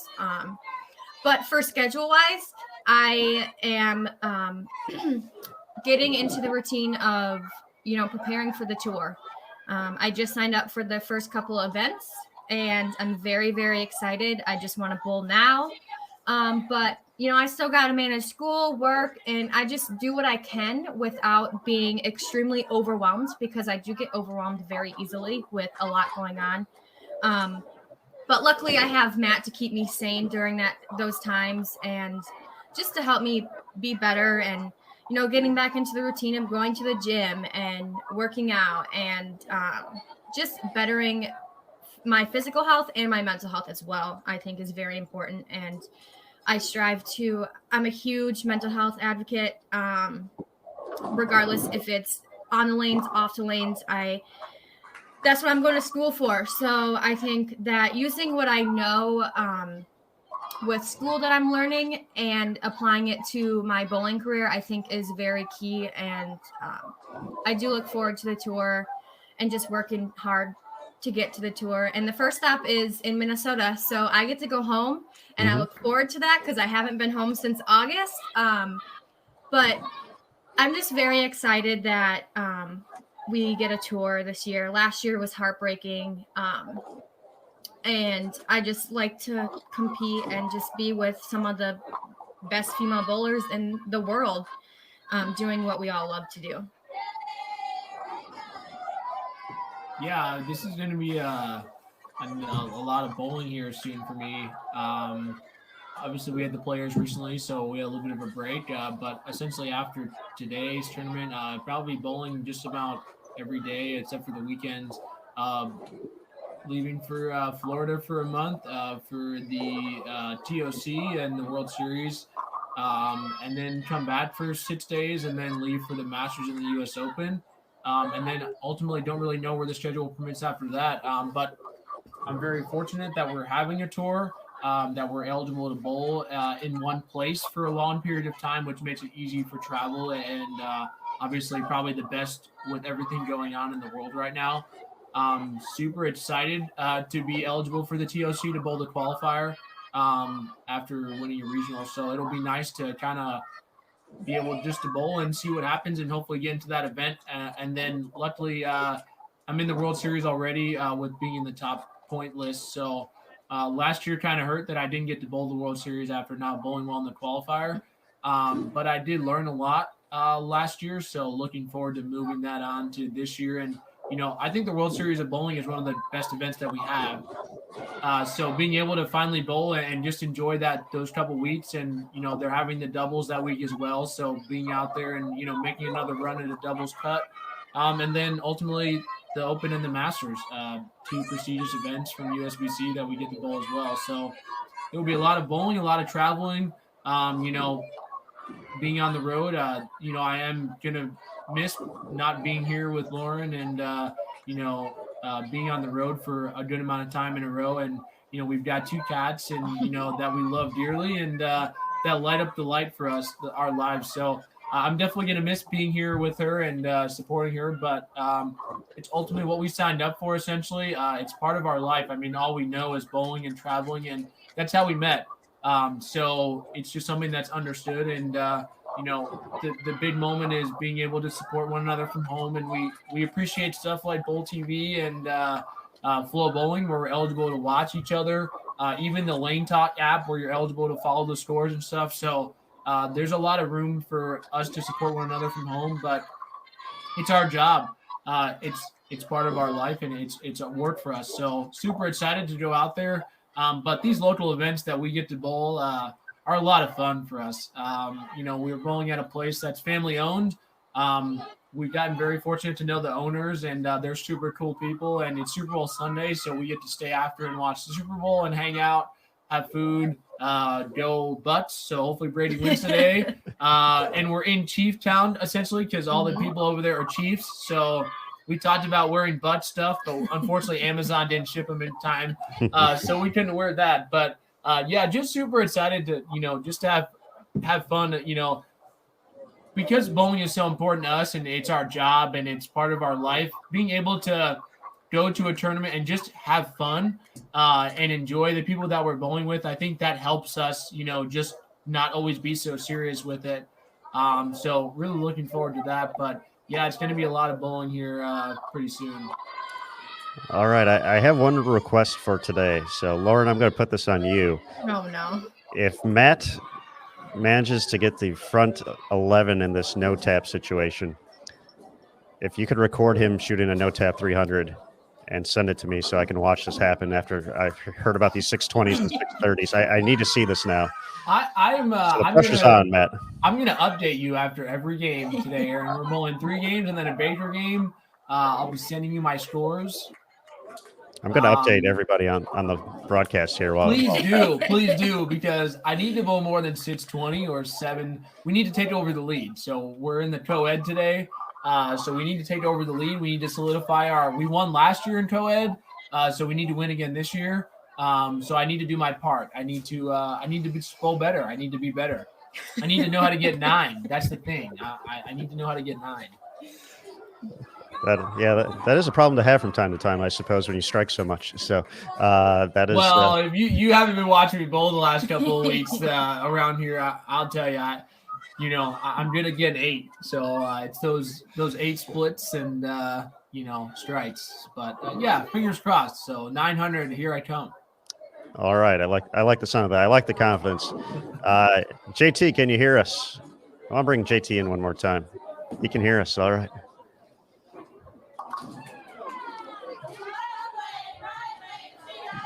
Hello. Hello, Jason JT. Thomas. How's it going, JT? Doing great. Just about to crown a champion.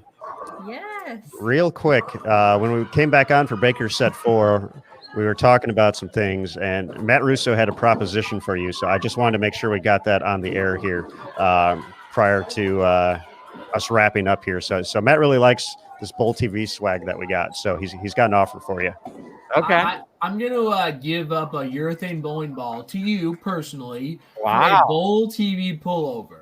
I have been I just need some of the Bowl TV swag. Like, you guys are family to us. We always enjoy being with you guys. And I love Bowl TV. So if I can promote it in any way, I'm willing to give up a urethane piece. Wow. I hear you're the guy I need to talk to. Aaron doesn't do very much for me anymore. I feel like you're the guy. You're the man that can make it happen. I'll tell you what. We unfortunately have some company policies in place that don't allow us to accept bribes. But I will just give you one. How about that? This is on the air, so this is we can't even say I'll give you one, and then Yeah. If we are allowed as USBC employees to give people stuff, but we are not allowed to take things in return for giving people stuff. So I'll just give it to you, and I'll just go without the urethane ball. It's okay.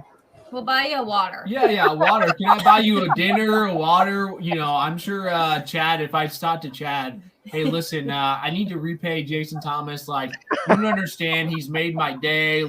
this is like like that Make a Wish. Like I feel like this is like Make a Wish. Like I'm wishing for Bowl TV swag, and you're here to surprise me. All the Italian food that you and your family have provided over the years, I think it's payment enough.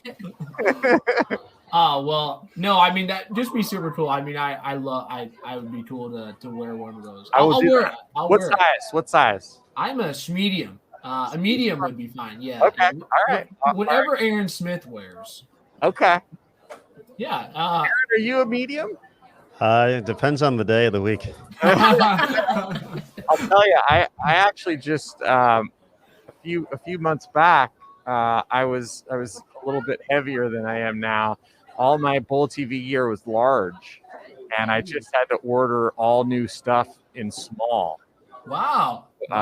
Yeah. Congratulations. Thank you. Yeah. So I'm officially a 98-pound weakling now, so I'm wearing smalls. But I will. Well, that makes me question. Maybe I need a small then. I mean, I think they do run a little big. Then a small will work. Yeah. So we'll get you a small, and I'll either ship it to you, or next time I see you, I'll hand deliver it. That's fine. Masters US Open, anywhere like that. I will be there too. Okay. So I would like it. I think we're gonna hand deliver it. We'll make a press conference. Like this is a life-changing moment right now. Sounds good. And without further ado, we have a champion. All right, congratulations. Yes. I'm going to won by like 600, right? Yeah. I was gonna say who won. That's awesome. I love winning. Congrats, Wichita. We'll get a team photo after we're done here, and we'll get it posted on social. But congratulations to Wichita State University, the women's team. They've won the event here as co-hosts, and now it moves on to the men. We'll see if the men can make it a clean sweep for Wichita here at the Mid-States Championships. And if all the fans were there, I'm sure they'd be going absolutely insane being in North Rock. So, yeah, congratulations to Wichita.